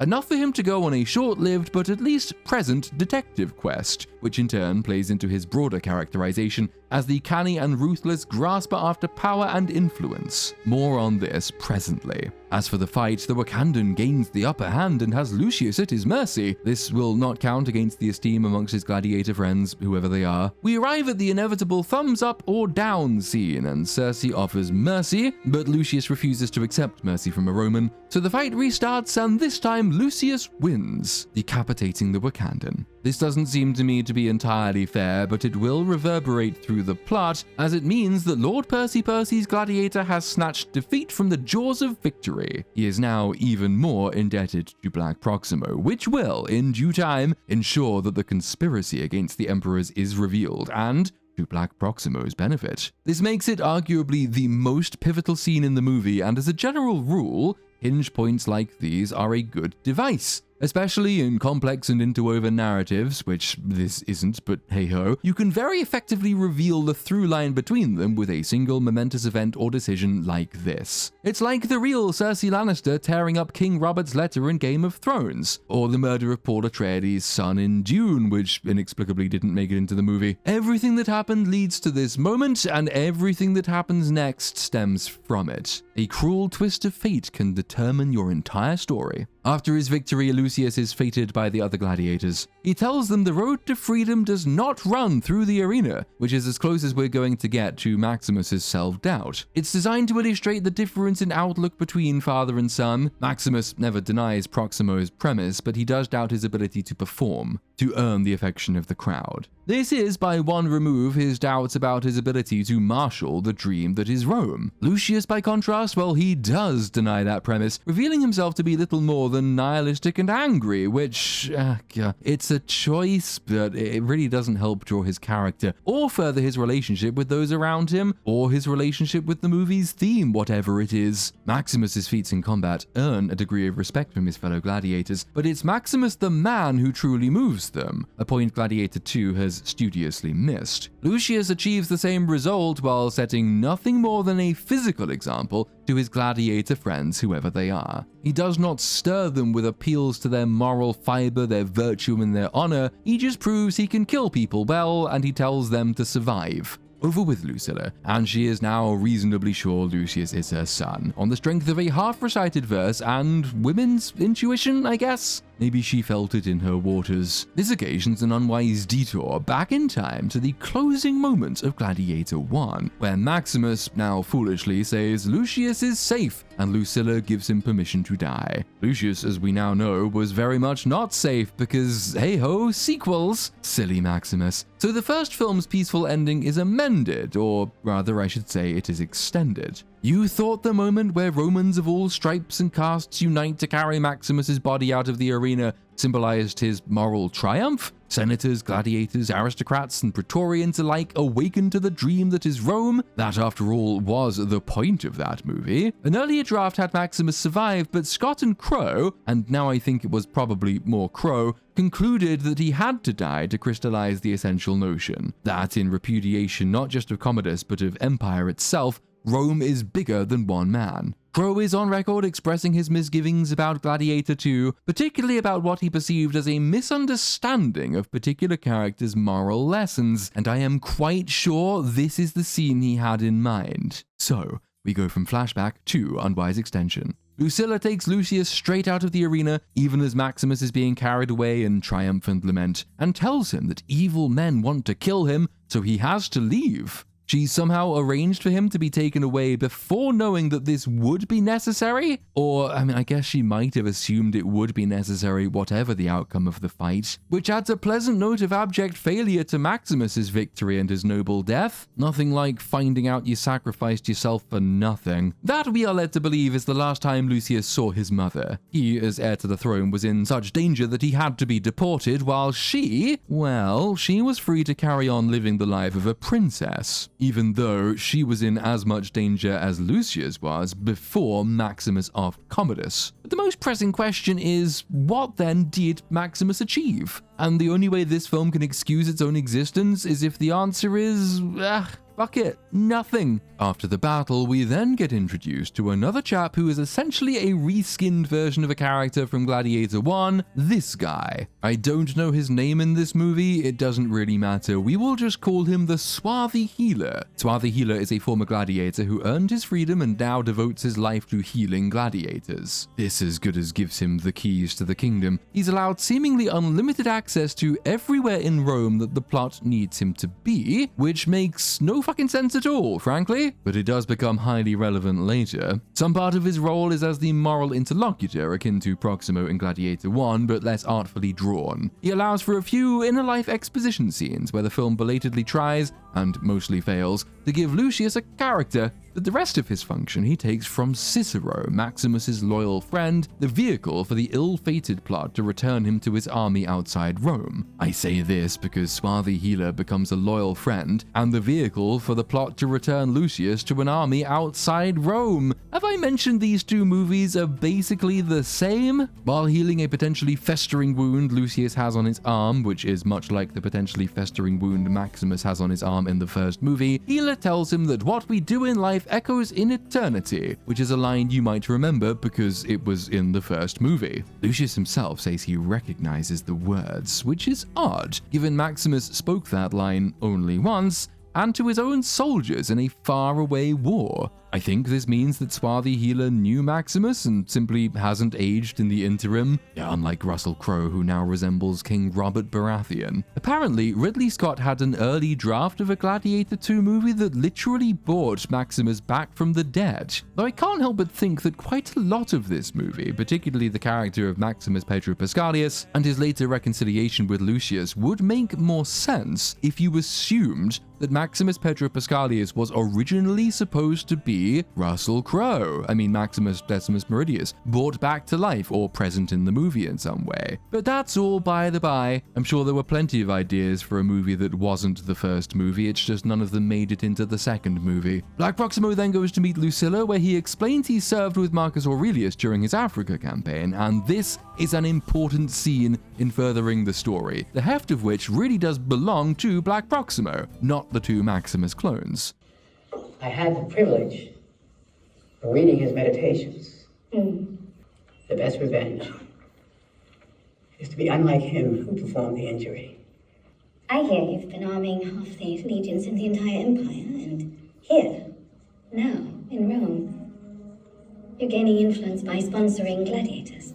This is not the most artful stuff in the world, but it does at least accomplish its goal. We know Black Proximo is on the move, and we get the strong hint that his ambitions rival not just the current emperors, but Marcus Aurelius himself. That line about revenge from the Meditations was not chosen by accident. As foreshadowing goes, it is about as subtle as a brick through your window, but we're being set up for the revelation that Marcus Aurelius himself did Black Proximo a grievous injury, and so the revenge is A, taking the throne, and B, ruling very differently. This, when we get to it, represents the film's very hasty dalliance with the idea that Marcus Aurelius' dream that is Rome is not merely fragile, but is in fact a lie, a topic the film lacks the time, the talent, or the interest to explore in any meaningful depth, but does throw in just briefly to make you a bit depressed. In fact, I wouldn't be at all surprised if a lot of the audience missed it entirely, which isn't really what you want when it represents the only thematic departure from the original movie. It's missable in large part because Lucius doesn't embody its antithesis until damn near the final scene of the entire movie, meaning there's no opportunity for it to arise in conversation between he and Black Proximo. Lucius being equivalently hateful toward Rome, if not as ideologically driven, is not in a position to ask questions or present or represent arguments to Black Proximo.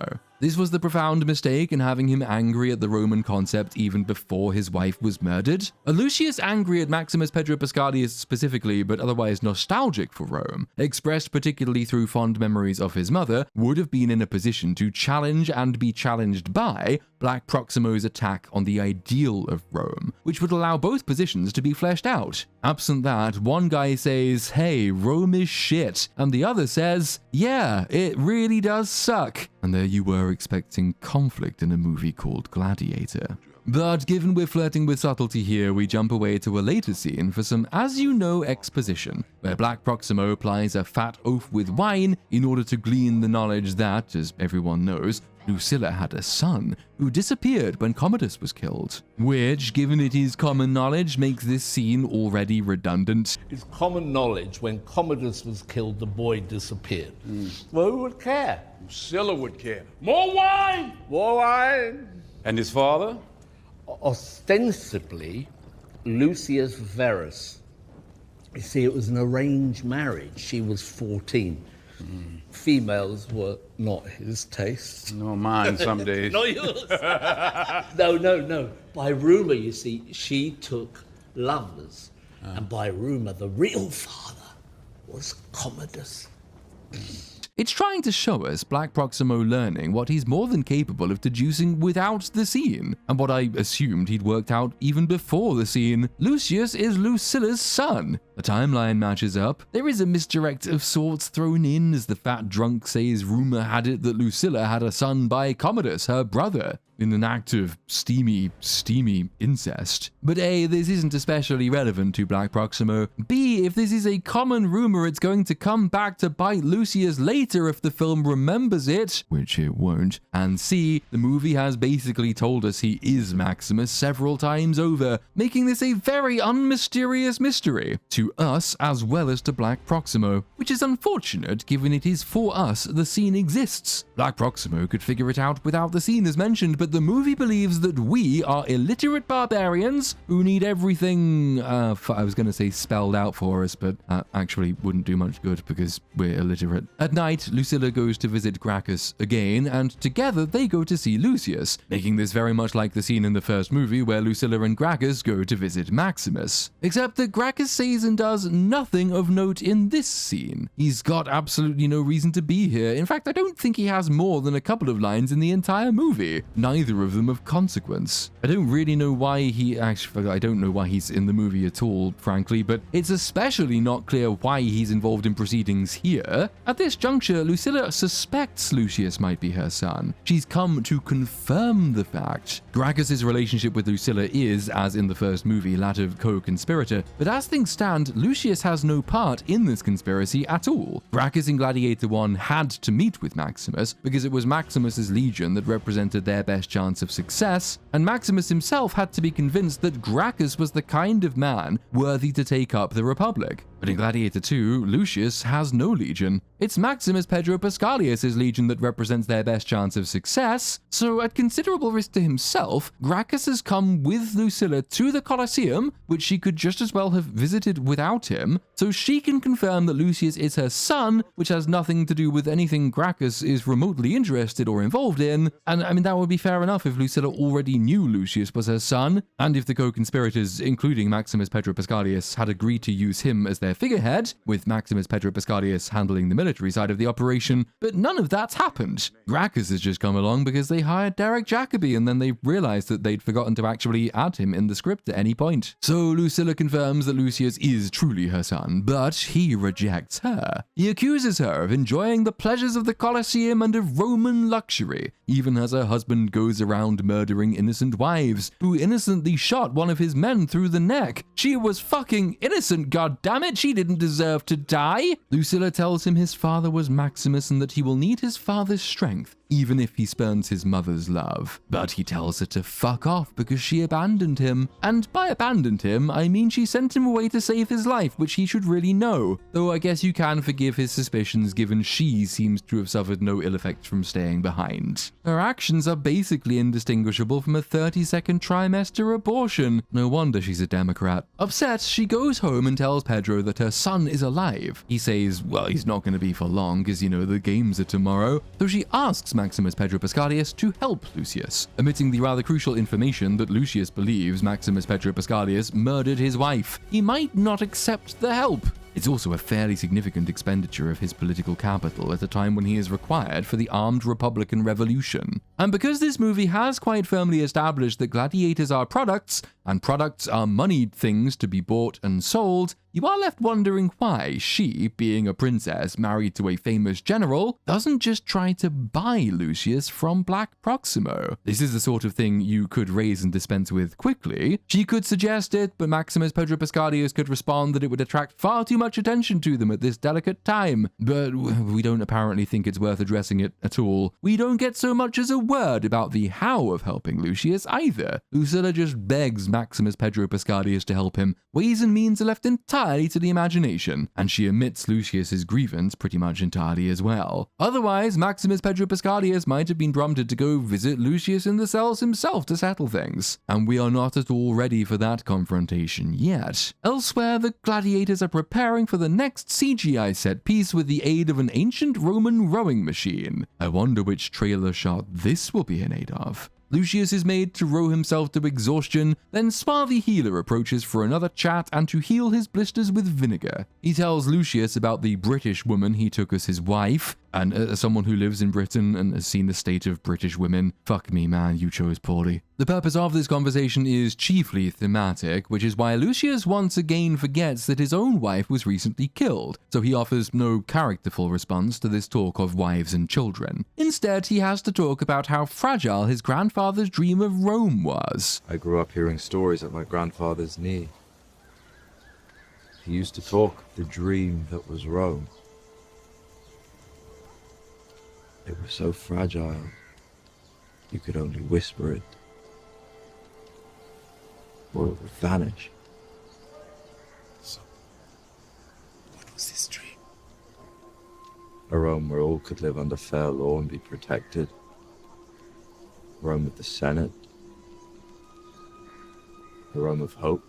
You see the point? The dream of Rome hasn't come true because it was too fragile. That's the point. You know it's the point because Lucius just got done telling us how it's the point of the scene. Might have been nice if we were to do something with that beyond merely stating it, but that would require deviating from the first movie, and we're not allowed to do that for some reason. Maximus embodies his movie's thematic message. Lucius barely even interacts with it. He's not merely disappointed, he isn't regretful that the dream was too weak to flourish, he has been shown deploring it. At the beginning of the movie, he was fantasizing about sacrificing Romans to the gods. Until now, of course, when for no established reason, he suddenly decides to be a bit more circumspect. And for what? I've actually gone back to this scene 2 or 3 times now because it exists, so surely it must be conveying something. But no, it kind of doesn't. A character who shouldn't be in this mindset reminds the viewer that the first film dealt with this theme, but it has nothing to say for itself. The most that can be said of it is that it's foreshadowing his turn to being pro-Roman dream, but it doesn't act as reasoning, it doesn't act as a station of the cross on the way to that realization. He's just decided to reminisce. The next day finds the Colosseum flooded. Paying off the absolutely zero work done between Lucius and his fellow gladiators, he once again tells them to survive and follow his orders. And they do this, again, whoever they are, for whatever reason. They too exist with nothing to say for themselves. The fact that he never reawakens in them the dream Maximus reawakened in his fellow gladiators means that these gladiators don't have an arc of their own. There's no real contrast with any opposite base. This is the day of the naval battle from the trailer trailer shots. The Normachii, as they were called. They really did happen, though nobody's quite sure how the Romans succeeded in flooding the Colosseum to the tune, I think, of 5 feet of water. It may have been via aqueduct or via sluices built into the sides of the arena. Truly there was genius in Rome. Such a shame none of it made it into this movie. By this point in history, though, it should be said the Romans had learned that just staging the Normachii on the rivers and lakes around the Colosseum allowed for bigger and better battles, and so this feature was removed from EA Sports Colosseum, never to return. Remember the tigers coming out of the ground in the first Gladiator? That new feature precluded flooding the Colosseum, so even if we continue to park the question of historical accuracy, we can still fault the continuity. You can't store tigers in the ocean in the same place? Sea lions, maybe.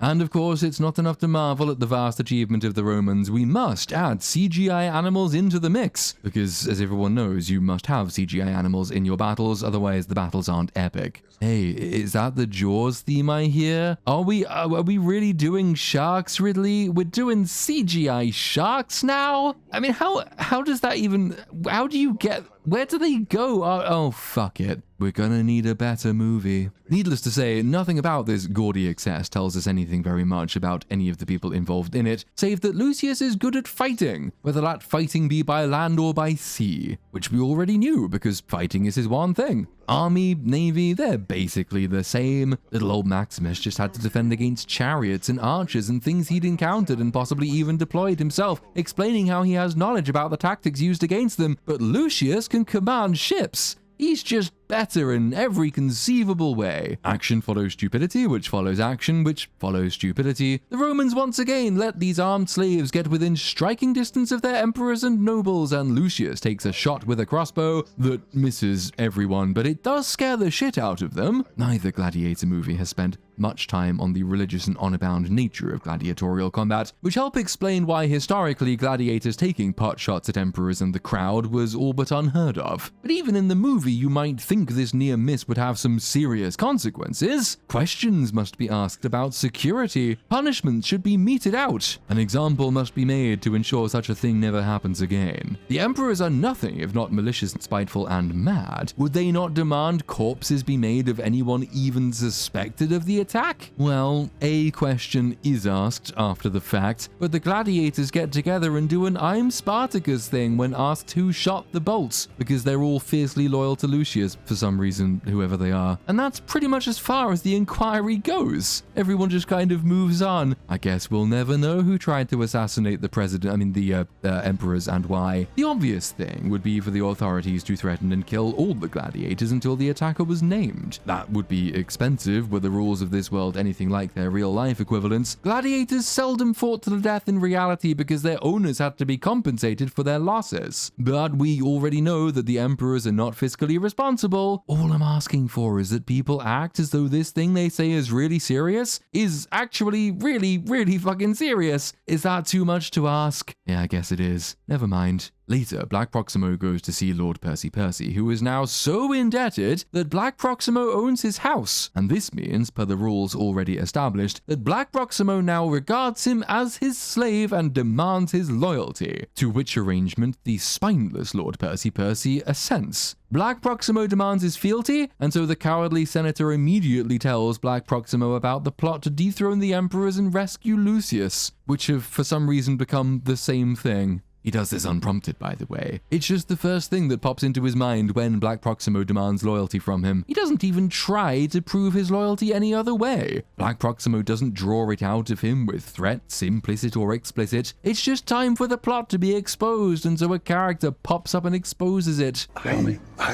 have heard of a plot to dethrone the emperors. Yes.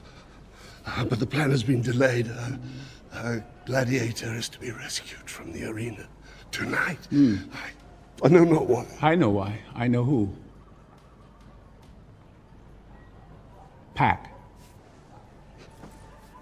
I use the word character loosely because, characters usually have more than one characteristic. A man in Lord Percy Percy's position didn't become wealthy and popular because he's bad with money. He becomes wealthy and popular because he must be very good at ingratiating himself, at managing his reputation, at pulling the right levers at the right time. It's the very reason he put on that private gladiator match so early in the movie. His reputation is also currency. Black Proximo turns up and tells him he owns his house now, and this is presented as though A, it's literally true, which I'm pretty sure it isn't, and B, that it overrides every other concern Lord Percy Percy might have, which again, I'm pretty sure it doesn't. Lord Percy Percy even offers to pay for his considerable debts by selling his other possessions, but it doesn't once occur to him that telling the emperors about the plot to overthrow them would be a very good way of getting himself out of this trouble. He tells Black Proximo unbidden, though he has no way of knowing what Black Proximo would do with that information, or whether he'd even believe it, or what use he'd put it to, or whether he would consider it payment of debt. This results from the film being very keen to drive home the astonishingly simplistic notion that money is power, rather than one of many means to achieve and exercise it. The scene then makes only the most rudimentary logical sense, but think about it for more than a second, and it just reads as implausibly convenient, while once again making the plotters seem stupid for inviting so unreliable a co-conspirator into their midst. But yeah, it does mean that just as in the first movie, the plot to bring in Maximus's loyal legion fails when details of the plot reach the Emperor, so in this movie, the plan to bring in Maximus Pedro Pascalius' loyal legion fails when details of the plot reach the Emperors. That's different, there's an S at the end. Just as Maximus is captured and thrown back into the arena, so Maximus Pedro Pascalius is captured and thrown into the arena. But it's different, you see, because they've got different names. Maximus Pedro Pascalius takes it reasonably well when the Emperors condemn him, because everything is forgotten in time, he says. The Emperors, by contrast, they do not take it so well, because they are quite mad. It's their one thing, well, I mean two things if you count them being unbelievably cringe. But Black Proximo takes it exceedingly well, because in one fell swoop, he's capitalized upon the manifest stupidity of the plotters, and he's inserted himself as the most trusted advisor to the Emperors in a way it simply never occurred to Lord Percy Percy to even try. Black Proximo suggests it would be dangerous to simply execute Maximus Pedro Pascalius, given he has so many loyal supporters, so he's to be sent to the Colosseum instead. This despite the fact that he is indeed tremendously popular, much more popular than the Emperors themselves, and we all know how that panned out in the last movie. The healer and Lucius have another conversation where Lucius reminds everyone that he is basically Maximus, so he's not afraid to die because his wife is waiting for him in Elysium, or across the river Styx, or whichever metaphor we're using this time. At this point, Ridley Scott decides that Gladiator 2 hasn't exploited its predecessor enough yet, so we see a wall with the names of the great gladiators etched into it, versus the names of their defeated opponents. Maximus's name has been scratched off, but the name Commodus still appears as the opponent. But Lucius, who actually watched that fight, is apparently not very bright, so he has to ask what the scratched out name was. Fuck, I don't know, you plank. How many other people did you see defeat Emperor Commodus in the Colosseum? Here we see the pitfalls of the Romans' over-reliance on lead in their construction projects. This is once again punch-on-the-nose symbolism of the sort Gladiator 1 didn't really go in for, nor is it especially diegetic symbolism. The emperors after Commodus have no especial reason to venerate him, given they are not at all related, and historically, Severus Snape, father to our current emperors, had to win his title against no fewer than 4 rivals during the year of the 5 emperors. The name has been edged out because the movie wishes to stress the point that the dream of Rome is a threat to the rulers of Rome, no matter who the rulers of Rome happen to be, thus proving once again that Maximus achieved absolutely nothing with his sacrifice. But the movie can't even be bothered to find consistency in this point, since the healer, who has unlimited access, remember, to every plot convenient location for some reason, he now takes Lucius down to the crypt where there is a shrine to Maximus with his motto engraved upon it, and where his armor and his sword are on display so they can be used later. Fuck it, I mean, were they trying to kill his dream or not? The day after, Maximus Pedro Pascalius walks out into the Colosseum to people chanting his name. This despite the announcer branding him a traitor. This is entirely counterproductive to pretty much everybody's plans. It represents a significant and public threat to the Emperor's authority. The plan to put him in the Colosseum was hatched by Black Proximo, the excuse being that a trial before the gods would mitigate the risk, it being more acceptable to the mob than merely executing Maximus Pedro Pascalius privately. But Black Proximo's plan is actually to exploit the Emperor's unpopularity in a bid to overthrow them himself. Meaning this extra step really exists just to extend the plot, but it doesn't obviously serve anybody's ends. Black Proximo's ends would have been met by the Emperor's merely executing Maximus Pedro Pascalius, which he himself rightly deems the least popular approach. There's also a tremendous risk that Maximus Pedro Pascalius might think to use his evident mass popularity to lead an insurrection against the Emperors, to turn the crowd against them as they are sitting amongst them, to launch his public insurrection and demand someone go fetch his legion. But Maximus Pedro Pascalius doesn't think to do this because he is an idiot. He dispatches the first round of grunts easily enough. He has a gap both before and after this exchange that he could have used to address the crowd, but he doesn't do that. I am also reminded at this moment that no one has thought to send a message to his legion telling them that their general is about to be murdered. As best I've been able to tell, there's nothing to stop anyone doing this on his behalf. And indeed it does kind of happen later, but only after he's dead.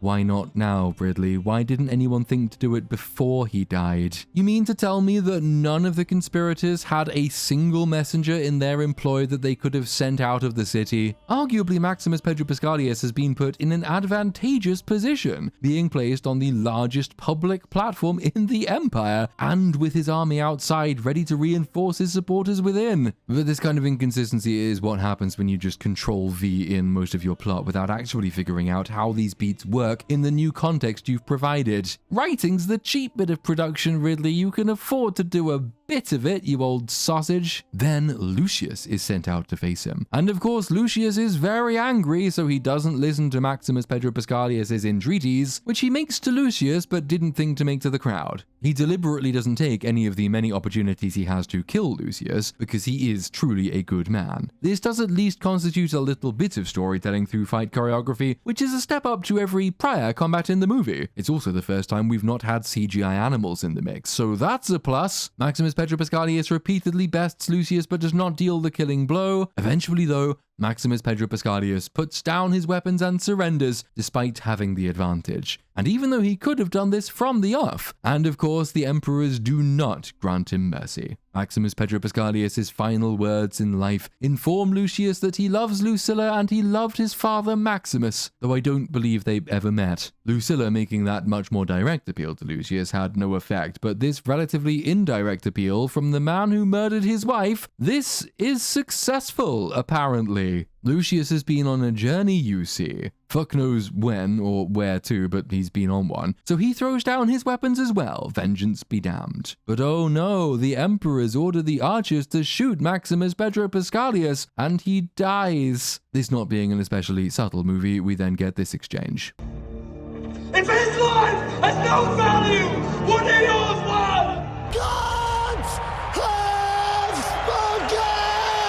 spoken! The way that Ridley works is he works really fast, so you don't do that many takes. Oh, the gods are fucking cringing. My god. My gods. Sorry, Jupiter, didn't mean to dead name you. The crowd are most displeased by all of this, but they are only politely displeased. They aren't Millwall fans. I'd throw in an American sports reference, but your sports are so boring, I can't imagine anyone getting violent about them. It's reflected in your awfully banal chants. Y'all sing things like, first down, on our way to a touchdown. Whereas over here in in merry old England, there was a football player called Emmanuel Adebayor who used to play for Arsenal. When Arsenal played Spurs, who are Arsenal's rivals, Spurs fans would sing such things as Adebayor, Adebayor, his dad fucked an elephant and his mum's a whore. Lose half your team in a plane crash 70 years ago, or some of your fans in a stadium crush 40 years ago? Well, prepare to be reminded of that in the form of a rude song set to the tune of a hymn. Now that is true sports culture. Anyway, back to the terrible movie. The mob doesn't actually act on their displeasure in this scene, they just voice it, mildly, because we are not yet ready for any mob-based disorder. In fact, we barely ever see any mob-based disorder in the movie, even when we're told it's happening, just a couple of shots maybe to illustrate it, which leads me to suspect that Ridley blew way too much of his budget on his CGI animals. But we are supposed to believe that the emperors have basically lost control of the populace at this point. Black Proximo suggests they all run away to the palace for their own safety. We get another obligatory dream sequence from Lucius, prompted by nothing in particular. Then, later that night, he receives Black Proximo for a chat. It's not entirely clear why, except that the movie requires that he be here for a bit of thematic exposition. He asks Lucius why he let Maximus Pedro Pascalius live, which is a moot point because Maximus Pedro Pascalius died anyway. And as Lucius himself points out, Black Proximo got everything he wanted, which, I mean, well, two things. In the first place, yes, he has got what he wanted, but that means there's really no point in being here, is there? More pressingly, however, how does Lucius know about this? Black Proximo has never actually told Lucius about his plans. Lucius, as best I can work out, is ignorant of his bigger picture. If he did know about them, he'd currently be very concerned about the fate of his mother. And oh boy, more questions. Why isn't Lucius very concerned about the fate of his mother? He knows she was married to Maximus Pedro Pascalius, and he knows that Maximus Pedro Pascalius was in the Colosseum accused of treason. Do you not have any thoughts, Lucius? Are you not entertaining the possibility that your mother's life is in peril? But this is primarily a conversation about theme, so there isn't really a place for character to show itself. Black Proximo asks why Lucius redundantly spared Maximus Pedro Pascalius. Lucius says that Black Proximo purchased a gladiator, not a slave. That these are supposed to be the same thing apparently doesn't occur to him because theme requires that it doesn't. The greatest temple Rome ever built, the Colosseum, because this is what they believe in. Power. They gather here to watch the strong strike down the weak. There has to be something else. There is nothing else. There has to be another Rome. There is no other Rome. The dream of Rome, it's an old man's fantasy. And for the lack of much else for his character to do now, he's passed over on his chance of vengeance against Maximus Pedro Pascalius. Lucius decides his life's mission is now to refuse all orders from Black Proximo and to live to see his end. Quite why he should insist on this last point is entirely unclear, and I think they just forgot to add the reason into the movie. We had a scene earlier where Lucius was all but dismissive of the dream of Rome. Black Proximo fulfilled his promise to him, but Black Proximo has now insulted the dream of Rome, so Lucius has decided that he must die because he is sincerely committed to the dream of Rome, having begun the movie explicitly wanting to sacrifice Romans. This is very much a question mark prophet situation. I don't understand how any of this works, but fuck it, it's going. That night, the plebs begin their rioting, having obligingly not done this in the Colosseum when directly incited to do so, and within grasping reach of the emperors they hate. Common Baratheon has a pet monkey, and that's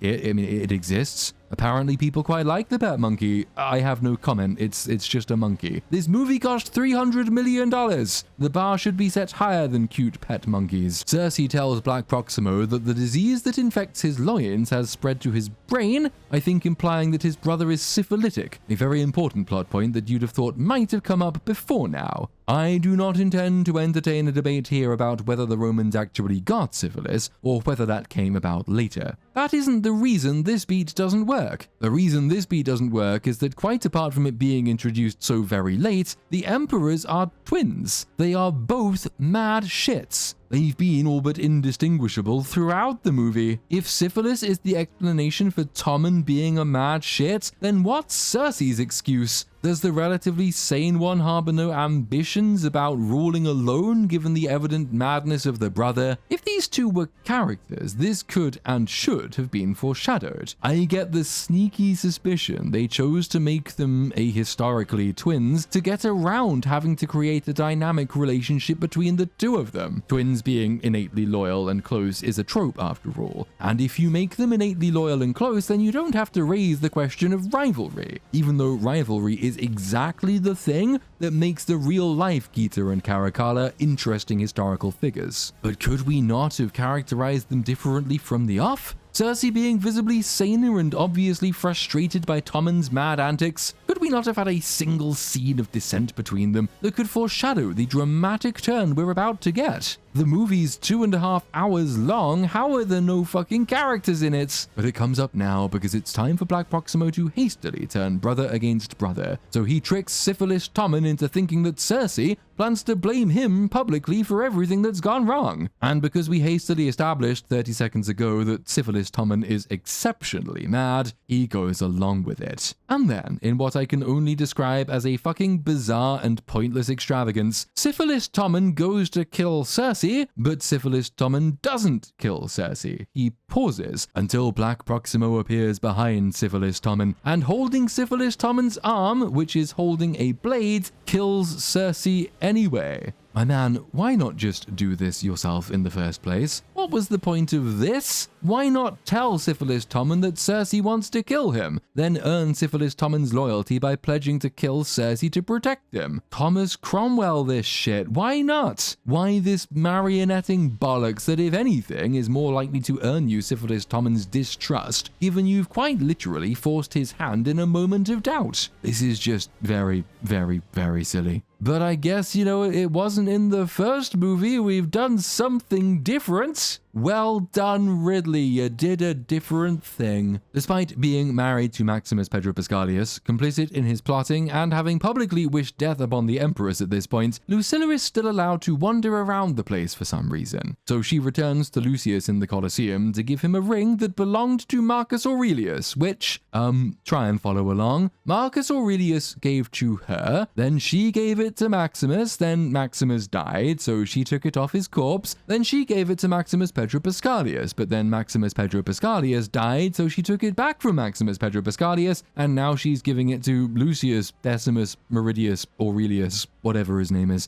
who wears it next to the one his wife gave him before she was killed by the Romans, which he's now gotten over, and which he was allowed to keep despite being a slave and a gladiator, and all this in order to symbolize, inheriting the dream that's Rome, I guess? Fuck it, that'll do. Lucius has decided that Maximus Pedro Pascalius was a good guy after all, despite him having murdered his wife and this being the one motive Lucius has had, except in those scenes where he had no motive. So he says sorry that Maximus Pedro Pascalius is dead, and Lucilla tells him about Maximus Pedro Pascalius' plan to bring his army into Rome. Lucilla tells Lucius about this plan even though Lucius is locked up in the Colosseum. She doesn't tell anyone she might reasonably expect to do something about it. Lucius asks if they intend to kill her too. I mean, given she's still walking around, you would think the answer to that question is no, but the answer is in fact yes, just extravagantly and later. She could have been killed in any manner and at any time, and given the last Colosseum scene established that the emperors didn't have control of the crowd, you might think that putting yet another popular prisoner to death there might be a bad idea. But of course, if they'd done the sensible thing and killed her privately and at their leisure, she couldn't be here for this bit of the movie, and we need her for this bit of the movie. I've become well versed in losing the things that I love, but now that I've found you, I have no desire to lose you again. Stand like him. Alert. Proud.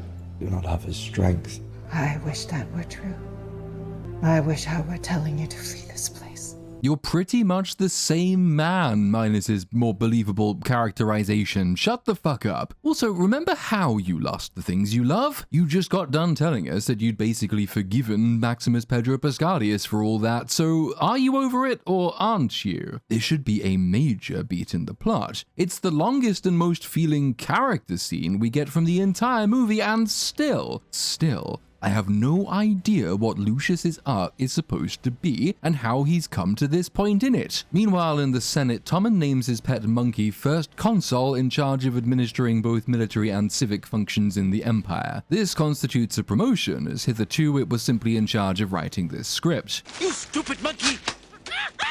It's supposed to be a Caligula's horse moment. The Emperor does this because he's mad, and he is mad because he has syphilis, unlike his brother, who was also mad but for no particular reason. He does name Black Proximo his second consul, which naturally pleases the senators rather more, but which kind of strains against the monkey beat. Oh my goodness, the absolute mad lad has put his monkey in charge. Oh no, never mind. The absolute mad lad remembered to put someone else in charge. Really great. Narrow escape. Phew! I think we were supposed to read this as a tense scene from Black Proximo's perspective as well. It begins to rise as Syphilis Tommen opens his proclamation and is left pausing awkwardly when the monkey is named, which is fine, but it does feel like the movie chickened out. A smarter film that spent less time pissing about with badly animated baboons might have had a scene or two showing Black Proximo manipulating other senators who could turn to him in this moment of crisis. Syphilis Tommen appoints his monkey, he leaves the room, the other senators clamor around to appoint a second consul, they all turn to Black Proximo. Something like that. Choices were made earlier in the movie that have not helped us here, but this means that Black Proximo has won de facto control of the Empire. He waves poor Cersei Lannister's head around to convince the senators to give him control of the Praetorian Guard as well, and they unanimously consent. They do this because the choice he presents to them is, and I quote, ballot or hang. He's essentially telling them that command of the Praetorian Guard is essential if he's to quell the riots in the streets that we've not really seen much of, and so essential to saving the senators' lives, which presumably means that until this point, Rome's entire garrison and its equivalent of the civic police has just been twiddling its thumbs, doing fuck all. Were he around, Gracchus might have had something to say about all this, and indeed, having him speak against Black Proximo in the Senate and get himself arrested or killed for it would have been a neat way of showing how the new order triumphs over old loyalties. But Gracchus was arrested ages ago off-screen for his part in the conspiracy, and they just kind of forgot to include him in the scene where the Emperors actually sentence the conspirators to death, so we don't see him again until his wordless appearance in the tunnel before being led out with the rest for the climactic set piece. The Senate during this time should not have any authority over the Praetorian Guard. They lost that when Rome became an empire. The Praetorian Guard were the personal guard and under the exclusive control of the Emperor at this time in history, but there's no Quintus character to embody their will in this movie, just as there are no named gladiators to embody Rome's loyalty to Lucius, so we're left to assume that the Guard has no opinion whatsoever on the murder of one of their charges and the evident madness of the other, this despite the important role they played in the defenestration of Commodus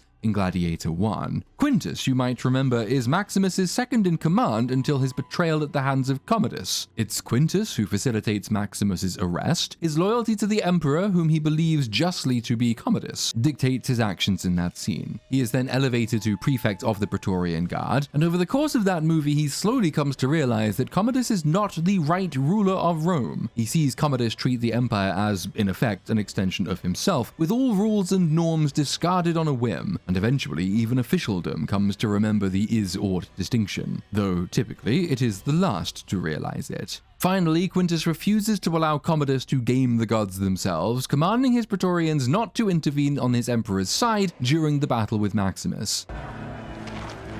Sword! Give me a sword! Sheathe your sword! Sheathe your sword!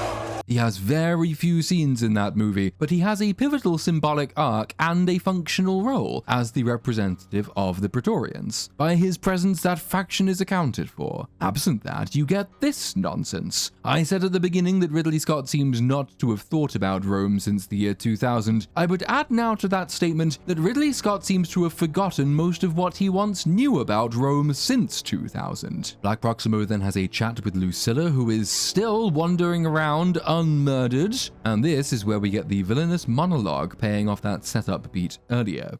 Rome must fall. I need only give it a push. And after Rome falls, what then? You are your father's child. His dream of Rome was never a dream. It was a fiction. The best revenge is to become unlike the one who did the injury. I have made myself unlike your father. He spoke of dreams, I speak of truth. And the only truth in my Rome is the law of the strongest. So dark indeed. I was owned by an emperor. Now I control an empire. Where else but in Rome can a man do that? Do you recognize your father's mark on me? He's edgy. He's in your face. Notably, the first film's Marcus Aurelius disdained the gladiatorial games and the cruelties inflicted upon its slave participants. The young emperor has arranged a series of spectacles to commemorate his father, Marcus Aurelius. I find that amusing, since it was Marcus Aurelius, the wise, the all-knowing Marcus Aurelius, that closed us down. He in fact banned them outright in the movie, one up from his real-world equivalent who intervened to make them merely less deadly. An important part of Proximo's character was the effect Marcus Aurelius had had on him as the man who freed him. Aurelius gives words to the dream of Rome that lives dormant in its people, ready for Maximus to awaken it. Black Proximo's grudge here seems to be against a different man than the one Gladiator 1 gave us, and represents the film's acquiescence to a kind of post-modernity. In Gladiator 1, Marcus Aurelius' dream of Rome transcends any faults in his personal character. The dream itself is unimpeachable, but the postmodern world is built upon invalidating the power of dreams. And even though Black Proximo is a villain and must in the end be proven wrong, up to a point, he does succeed in damaging the very ideal Maximus fought for. As mentioned way back at the top, Marcus Aurelius' fault was his farsightedness that caused him to neglect those things closest to him until it was too late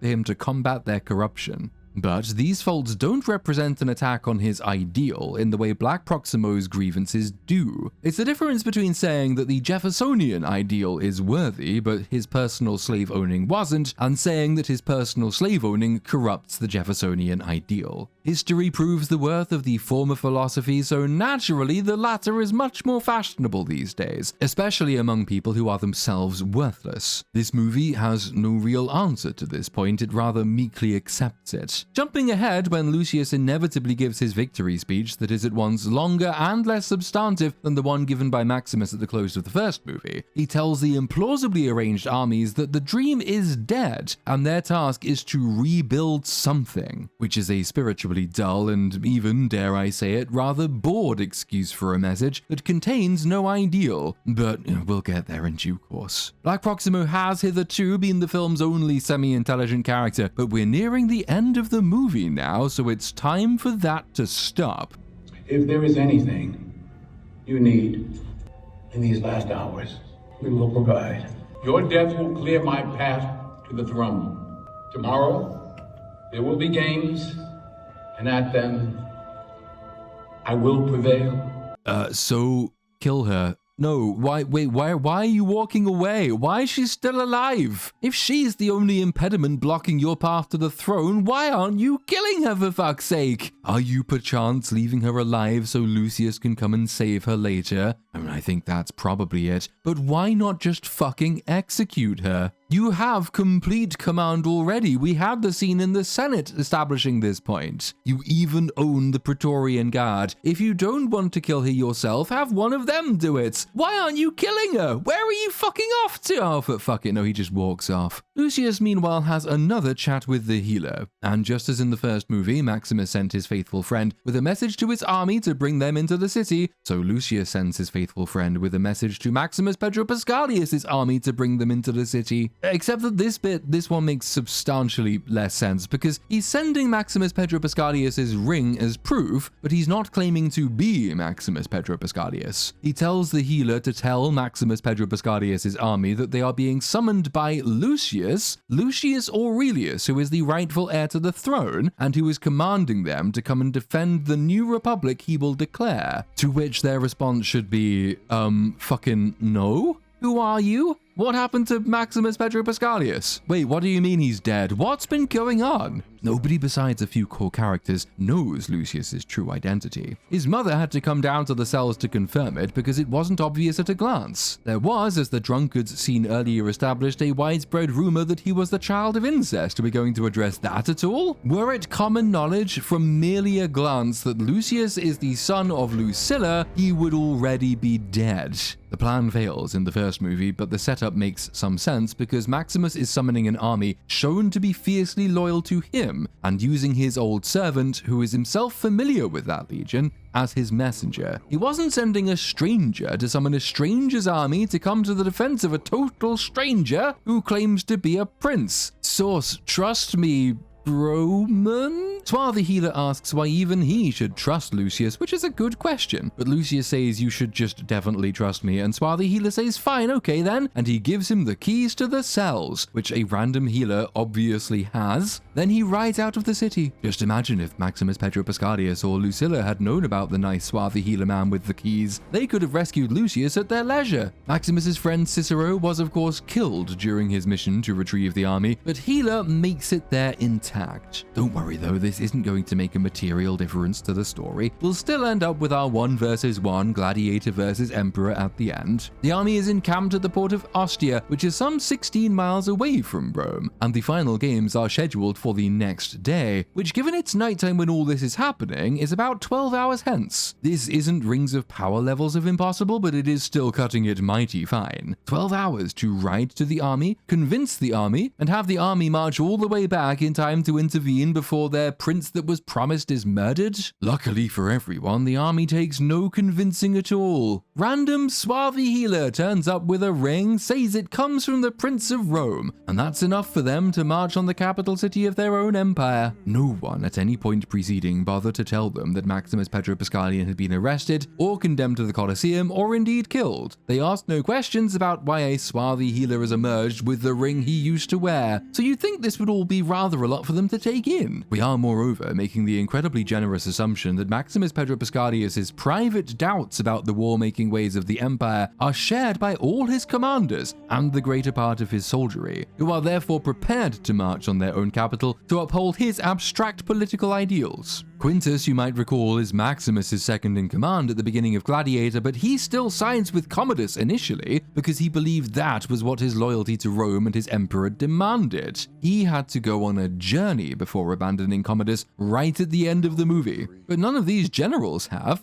Oh god, while we're on the subject, why did Maximus Pedro Pascalius even return to Rome if the plan was to overthrow the emperors from outside using his legion? Even if you assume he had to get final confirmation that the emperors were irredeemable, he stuck around for days rather than leaving Rome to rejoin his army. If him leading his army into Rome was the plan, why the fuck didn't he just do that? You know, I'm starting to think this movie makes no sense at all. So we arrive at the Colosseum. Lucilla remains alive for no identifiable reason. Gracchus is in the scene, he's back. He's still got nothing to say for himself. Black Proximo tells Syphilis Tommen that Lucilla must die for him to know peace. No explanation, no justification, no chain of reasoning, it's just accepted. We don't have any time at all to wonder just what his plan is, so the fat drunk from earlier helpfully prompts him to exposit it to us. People love her. Her death will incite the mob. If she dies and the streets rise up in anger, I shall deliver them Caracalla's head, and the people shall acclaim me that my friend is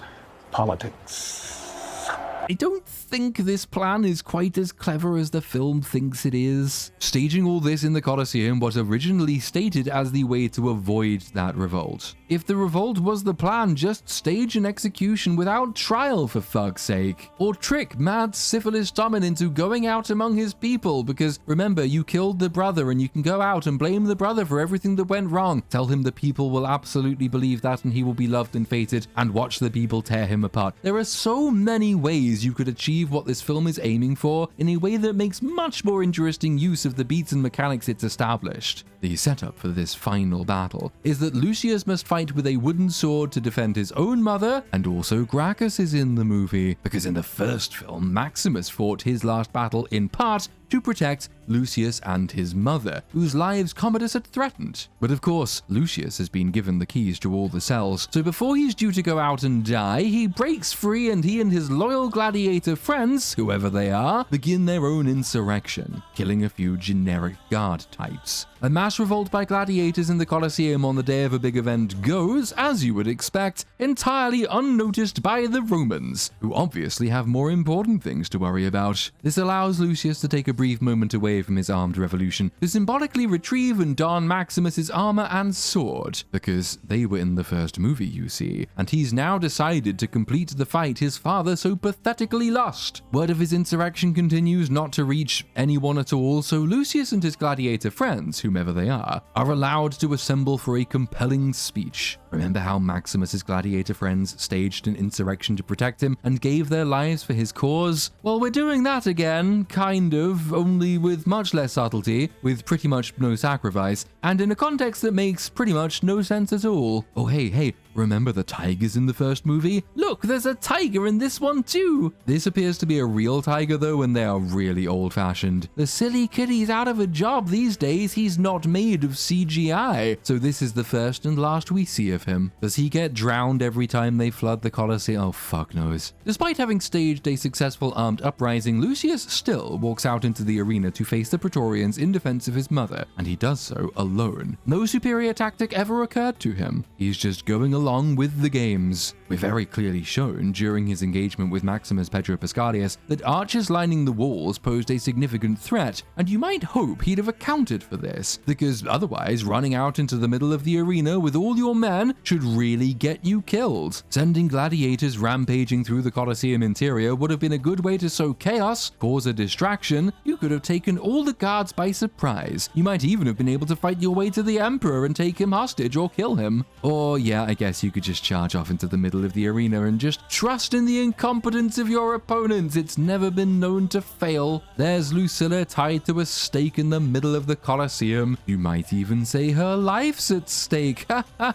And then all the gladiator pals, whomever they are, they swarm out and they attack the Praetorians. They attack from many directions. Apparently nobody noticed them all moving into position. Up in the stands, a no-name general tells Black Proximo that Maximus Pedro Pascalius' army is approaching the city. But this doesn't yet concern Black Proximo, not too much. It's far more important that he be here to watch the pointlessly elaborate execution of people he really ought to have killed already. So the fight commences and fucking Gracchus dies? Look at him there, he's just minding his own business, the old todger. He thought this would be the easiest payday of his life, I bet. Pop up in a scene or two, speak a line at most, walk off with a fat paycheck. But nope, Ridley Scott's got other ideas. I'm not sure what they are, but Gracchus had to die because fuck it, why not? This is thematic, it's symbolic, it's telling us something. I just don't really know what. Why was he even in the movie? Why was he killed? What was the point of any of this? Maximus died to get this man reinstated, and this is what he accomplished? Less than nothing. Maybe this whole republic of the people, by the people, for the people idea, maybe it's just not meant to be, guys. Oh, remember how in the first movie Commodus used a hidden blade in his wrist? Well, Black Proximo has one of those as well, and he uses it to kill poor Syphilis Tommen.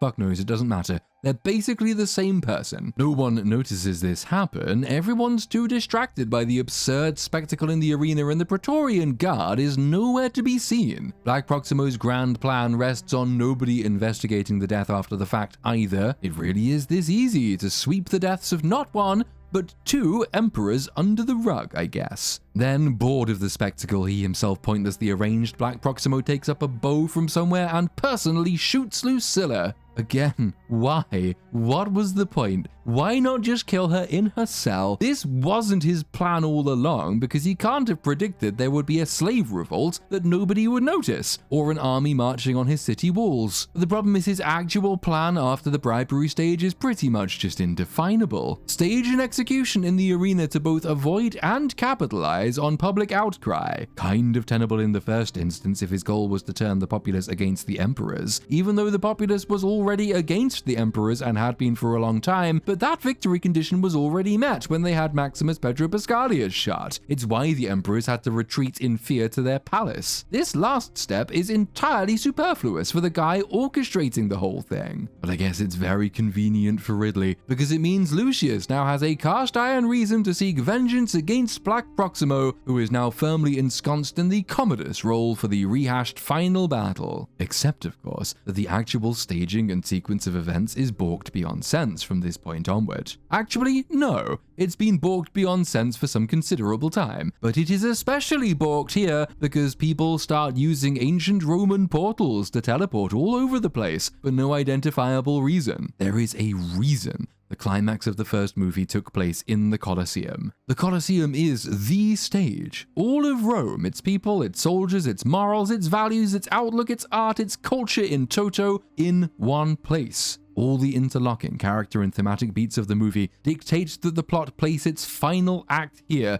before the people of Rome and all their guards, whose two possible futures are embodied in the two men fighting to the death. Which way, Roman man? For Maximus and the virtue and spirit of the people channeled once more into an old man's dream of a noble republic, or for Commodus, and so Rome and all its people as mere sublimation of the capricious whims of its god-emperor. The Colosseum is the place where the gods or fate sit in judgment. There is no better stage for this conflict of visions. So what in the Jupiterian fuck is Gladiator 2's equivalent supposed to be? But it seems like there isn't one. The Colosseum is the stage for this gaudily excessive set piece that shouldn't have happened and that achieves very little save trimming down the cast for the next movie. But then the movie leaves the stage entirely. Black Proximo rides off to join an army he can't really have control of as it marches out to face a legion we've never really met, whose commander is dead, and who are marching to the aid of a man they don't know on the word of a stranger to do battle outside a city for some reason. The people of Rome do not factor into this at all. Their fate is in the balance, but they're not even invited to watch. They're not even spectators to this conflict about their future. They're all off making some ill-defined mess for some reason. So Black Proximo rides off and Lucius rides off after him. Outside Rome, we are forced to believe that the streets are ablaze and the populace is rioting, but this army has just marched through it all, unmolested, and the two armies seemingly teleport to the field outside Rome. We are forced to believe that the streets are ablaze and the populace is rioting, but this army has just marched through it all, unmolested and unmolesting. Black Proximus himself teleports to lead one of the armies, similarly unchallenged by anyone rioting on the route. And Lucius? Well, Lucius teleports to lead the one riding toward the city. Yes, though he left after Black Proximo, and he doesn't really know his way around this city, unlike Black Proximo, Lucius somehow got past Black Proximo and his entire army to the other side of the bridge to lead an army coming into Rome who doesn't even know who he is. This leads to the obligatory final battle between the Emperor and the Gladiator, albeit one shorn of most of the symbolism of such an exchange. This is not a man representing the democratic spirit against a man representing the dictatorial antithesis. This is a man who connived his way into power as the deconstructionist ideal versus a man who has lately decided he should rule the city because it's his birthright or something, making this, what, good monarchy versus mere politics? Just empire versus unjust tyranny? Lineage versus money? What are we aiming at here, Ridley? Quite why Black Proximo has decided his role now is to lead a strange army against a strange army outside the gates of Rome, rather than doing anything else you might expect a new tyrant to do to solidify his new position, I have no idea. He could just as well have retreated to the royal palace to command his guard and his army to put down the people and the invasion from a position of relative strength and safety. He could have stayed in the Colosseum to finish off Lucius, who, like Lucilla, ought really to have been killed privately the moment Black Proximo learned his true nature. Lucius never really went on Maximus's man of the people arc, so the risk-reward balance that determined Commodus's decisions doesn't apply here. There was no real reason to keep him alive. Speaking of things that don't apply here, Maximus's final battle in Gladiator 1 was punctuated by visions of Elysium because Maximus was dying. Commodus stabbed him with his little needle, which I'd always assumed was poison, but a few people on my second channel pointed out on my video there that there was no poison involved, making this,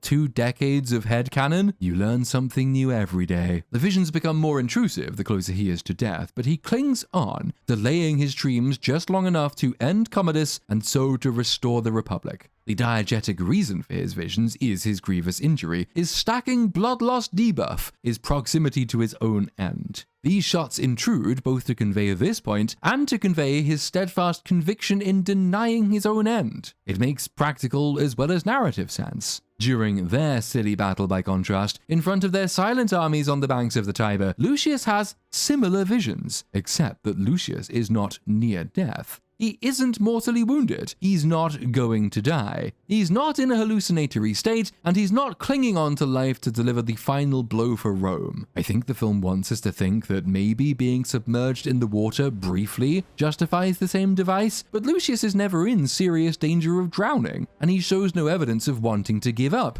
as evidenced by the fact that he can pretty much get up whenever he wants. In Gladiator 1, the final battle must end with Maximus's death, one way or the other. The question is whether he can resist death long enough to prevail for selfless reasons. But in Gladiator 2, death is most certainly not inevitable, nor does it really present as a significant threat, given Black Proximo, who is supposed to be a skilled warrior, is completely fucking useless. So when he knocks Lucius into the river, he just blindly and ineffectually hacks away. It should have all been over. He had the high ground. But oh no, he underestimated Lucius's power, and Lucius rises from the depths and hacks his hand off. Black Proximo looks mildly peeved by this development. Then Lucius slices him across the stomach, and he looks even more mildly peeved by this development. Then Lucius finishes him off, and Black Proximo relaxes back into the river and dies in a spa pose. Like the Roman, I seem to see the river Tiber foaming with much shite. And this brings us to our final beat. Much as Maximus capped off his final battle enjoining everyone to remember and fulfill the dream of Rome, so Lucius has a big speech enjoining everyone to, well, it's a little bit different, actually. You look to me to speak. No, I'm pretty sure they're just trying to work out what the fuck's going on and who these two battling randos were. I know not what to say other than we have all known too much death. Let no more blood be spilled in the name of tyranny. Killing is bad. All right, noting that down for posterity. My grandfather Marcus Aurelius talked of the dream that would be Rome. A dream that my father, Maximus Decimus Meridius, died for. An ideal. A city for the many and a refuge for those in need. A home worth fighting for. A home that Maximus spent his life defending. That dream is lost. Maximus is a failure. Okay, got that. Good speech so far. But dare we rebuild that dream together? What say you? Oh, okay. Hey, Lucius, is that your name? I've got a couple of questions. If the dream is lost, then what exactly is the point of any of this? If we can rebuild, then the dream isn't lost, is it? You can't rebuild the dream if rebuilding was the dream. Are you telling me Maximus fucked it all up or not? Because it sounds like you are, but then it sounds like you're not at the same time. What exactly is this new dream that you are somehow rebuilding? Is this the Republic Marcus Aurelius envisioned and Maximus died for, or is it something else? Is it maybe a little inconvenient that you're only talking to us soldiers? I'm pretty sure I can hear the mob rioting back there in the city. Have you got any plans to convince the people? What about the senators? Evidently they fucked it all up the last time it was left in their hands. Maybe you should march back into the city, find Lord Percy and tell him you gotta do better, Senator. What's happened to the emperors, by the way? Are they both dead or are they both alive? The guys from inside the city told us that one of the emperors were dead, but isn't there another one who's ruling? Didn't he send them out here to fight? Doesn't he have some say in what's going to happen next? But if there is no emperor, if they're both dead, and if the guy you just killed declared himself emperor, that means there's no emperor. And you know, I'm sitting here in charge of a massive army and there seems to be a vacancy, so could I just walk in and take power for myself? Because that sounds like a good plan. I've got some ideas for how to rule the city. I think all prostitutes should be free and we should punish our criminals with trial by sodomy. And also, while we're at it, Lucius, I mean, I'm assuming still that your name is Lucius. I don't think anybody's actually told us that, but Lucius, I know, you know, you're not like the best speechwriter, but if you were going to give us something better, something to cling on to, why didn't you say, I don't know, something like, my grandfather, Marcus Aurelius, spoke of a dream that was Rome, a city for the many, not the few, yada, yada, yada, yada, yada. I think refugees were welcome here. That's in there somewhere. Maximus Decimus Meridius, and I assume you've all heard of him, even though they struck his name from history, and a lot of you have probably spent your whole lives fighting abroad. He died so that we might live as free citizens of the Roman Republic. But that dream is only as strong as the hearts and the wills of those who bear it, and we have let it go. Did my father die for nothing? Was my grandfather, the wisest of us, a fool to place his faith in our people? Are we fit for nothing more than to fight the foreign wars of tyrants while our own people are starved of life and liberty? Or have we the strength to honor the wisdom of our fathers? Answer nay, and the dream that was Rome is dead. But answer yea, then our dream has no object beyond itself. What say you? Are we dreamers still? Of course, we'd still be left in the inconvenient position of having Lucius alive at the end of the movie. The original plan for Gladiator was, as mentioned, for Maximus to remain alive as well, but they sensibly decided that the theme, the moral point, required his death, because Marcus Aurelius's dream that is Rome could not be concentrated in one man. Though this, it must be said, was largely an American fiction, the historical Marcus Aurelius did not believe in restoring the Republic. Maximus's last words drive home the point. He orders Gracchus to be restored to the Senate. He tells Lucilla that Lucius is safe, and he reminds people of the wishes of Marcus Aurelius. He says nothing of or for himself in his peroration, and once he's finished, he lies down to go to the great farm in the sky. That is the self-sacrificial conclusion of the movie. Lucius remaining alive, taking command by dint of birthright, and leading armies into Rome entails a very different sort of conclusion, presumably predicated on a very different sort of dream. Is he to become a benevolent dictator? Does he renounce his title and his powers off-screen? In the worst of all possible worlds, does he return for a Gladiator 3? Time will tell. And hey, at least we didn't run with Ridley's first idea, which was having Maximus literally coming back from the dead from across the river Styx by, I think, taking the body of a warrior who was about to die. Nick Cave was writing the script. Of course, I was writing in tandem with Nick. Problem is that Russell was dead. And so I worked out, how do I bring back somebody from the dead? So you got to find out a portal. And I thought, the only way of bringing him back from the dead is to bring back in battle through a dying warrior. So he comes back as a dying warrior. I said, the only problem is, Russell, you look like the dying warrior. It can't be you. So it never really worked. Right.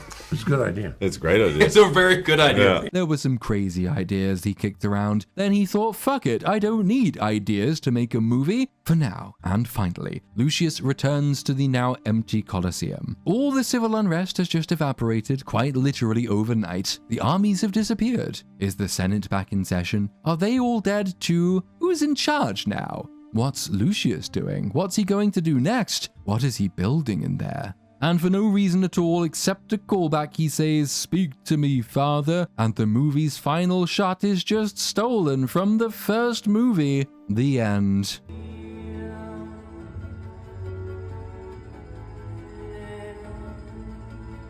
That was Gladiator 2 Roman Boogaloo. To repurpose Cassius Dio again, so Ridley Scott's career descends from a kingdom of gold to one of iron and rust. I said in my second channel mini review that he'd be wise to follow the example he borrowed from Maximus, that of Cincinnatus, who is celebrated for his virtue because he knew when to stop. Ridley Scott, alas, seems set on carrying out his own damnatio memoriae, the damnation of memory reserved for especially loathsome people who you want to strike from the record. Only twice does Gladiator 2 even threaten to have something to say. Black Proximo's denunciation of Marcus Aurelius and his commitment to vengeance against him, and Lucius pronouncing the death of the old man's dream. The first point is never repudiated. It is objectively Black Proximo's motive, and the crime against him is taken just as objectively to have happened. In other words, all that happens in this movie, all the worst actions taken by Black Proximo, are pinned by one remove on Marcus Aurelius, the author of the dream.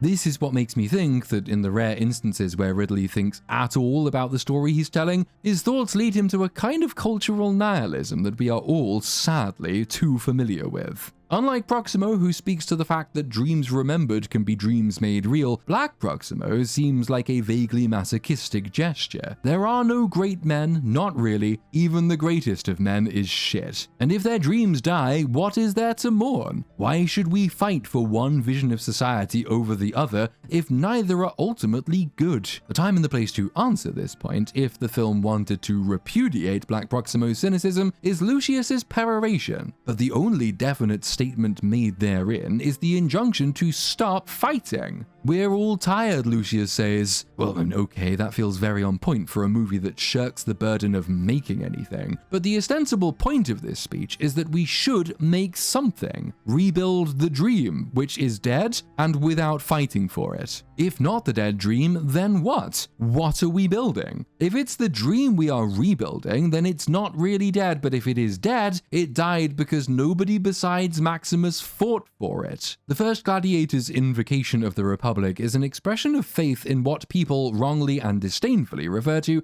as the mob. It's a story about the mob's virtue as much as it is Maximus's. Gracchus, Proximo, and Commodus alike begin the movie cynical about the mob, which is too easily moved by bread and circus spectacle. By the end of the movie, the only faithless person left is Commodus, whose blindness to Rome's turn against him plays a large part in his defeat. The movie gives Gracchus Lincoln's line about democracy of the people, by the people, and for the people, something the historical Gracchus would never have believed, he being essentially an aristocrat. It gives him that line because the first Gladiator is a classical story designed to appeal to, hopefully universal, but particularly American democratic idealism. It is a fundamentally optimistic movie about the power of belief. Specifically, the power of belief to transcend material cynicism. The Gladiator 2 has, for the most part, nothing to say on the subject is its own problem. That the closest it gets is a scene from which the mob has been entirely excised, where the death of belief is pronounced, where a man with no one legitimacy appeals mainly to the fatigue of generals, and which proceeds without reference to any founding myth. Well, that makes the movie as faithless as Commodus in its own way. There is no idealism to be found here. The ideal was naive and its promises unfulfilled. But Gladiator 2, says Scott, invites us to reflect on the constants of human nature, cruelty and violence.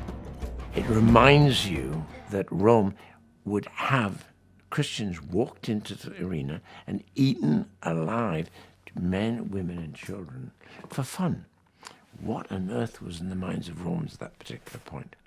And have we come very far away from that? It's extraordinary that's still happening. We don't run by history. Really, what happened here? The death of the dream was inevitable. Typically for a modern movie, if less overtly argued than other modern movies, it's deconstructed its own mythology and proven itself manifestly incapable of creating anything in its place. It borrows things it cannot make, it uses idols it cannot create to trade off the cultural capital it seems to hate. The only check on this narrative of woe I'm spinning here is that this is apparently a second act movie. It is not our last hope. There is another. Teased Gladiator 3. Is that the definitive end to this story? Is this chapter 2 of 3?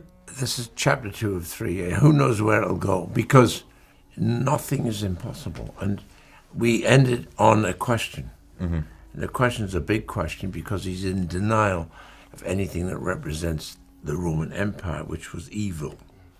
And leave it there. Where does he go next? You pretty much have to have seen this interview to know this, though, because this does not play as a second act movie. It just plays as the first act movie again. Entertaining the hypothesis that Ridley Scott still has something worth saying about the world, well, here the film's technical and narrative faults work against it. This is not an Empire Strikes Back. This is not a Two Towers, it is not a Godfather 2. The second act of a trilogy should shoulder the biggest burden, and in return offer the most space for creativity. It's the most natural place to depart from the two inherent types of optimism typically found in the first and third acts, the spirit of adventure and becoming in the first instance, the resolution and final victory in the third. If you have at best two scenes that differentiate your second act from your first, and if the substantive difference is a moral absence rather than a bold and definite contradiction, then you really don't have a second act. You don't have a story worthy of 3 acts. Really what you have is a Force Awakens type movie that thinks it's been so long since we last inhabited this franchise that we need to remind the audience what it's all about by just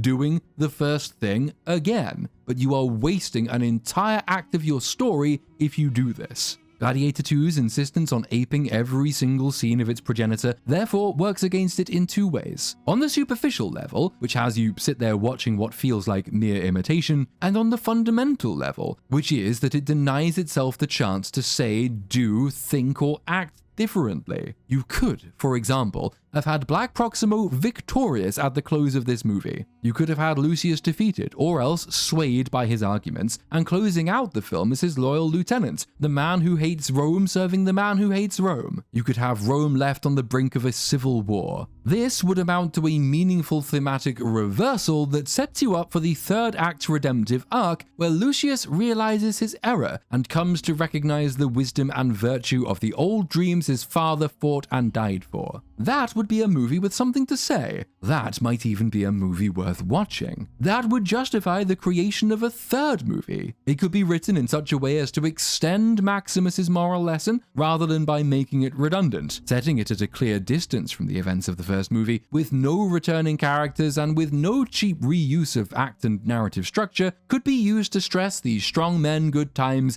weak men, hard times, strong men cycle of society. Where the problem of the first movie was that too few people trusted in the dream that was Rome, the second movie's premise could have been that people became so complacent in their faith that they forgot what the dream meant. Remember Maximus would go from an invitation to cheap mimicry, as we got in this movie, to a powerful command mirroring his own invocation of Aurelius. But that is not what we got. Instead, we got Gladiator 2, Maximus Decimus Deja Vu. What a waste of $300 million.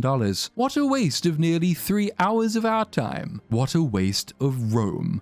To return to the point with which we began, that so many people today still look to Rome for examples of great virtue and deplorable vice, something to aspire to or avoid, is testament to the fact that Rome still holds tremendous meaning. That its example is so appealing is an implicit critique of our modern world. We don't seem to have a Marcus Aurelius whose dreams and philosophy enliven our own political, social, and philosophical lives. Nor really do we even have a Nero or a Caligula whose debauched incompetence was at least dramatic, serving as a useful moral lesson, and, viewed from a safe distance, quite entertaining. If you want a vision of our present, imagine a woman with a bob cut referring you to HR forever. It's so fucking dull. We in our time have great health and wealth and technological progress, and yet there is a deep and pervading sense that our culture lacks meaning. It lacks dramatic examples. Our story, the chapters we are living through, are boring. Optimism, the sense of daring do, has been pushed to the fringes of society. When Elon Musk brings the planet Mars tantalizingly within reach, he is derided for his ambitions by the well-heeled and well-connected so-called popularizers of science. Those who have ruled us for decades have done so with no vision because they seem to fear vision. And when filmmakers like Ridley Scott make movies about Rome that turn into Gladiator 2, that feeling only intensifies. If you look at this period of history and you find you have nothing to say, what's the point of you? Yet you are the one given $350 million to transfer your lack of vision to the screen. Said Seneca,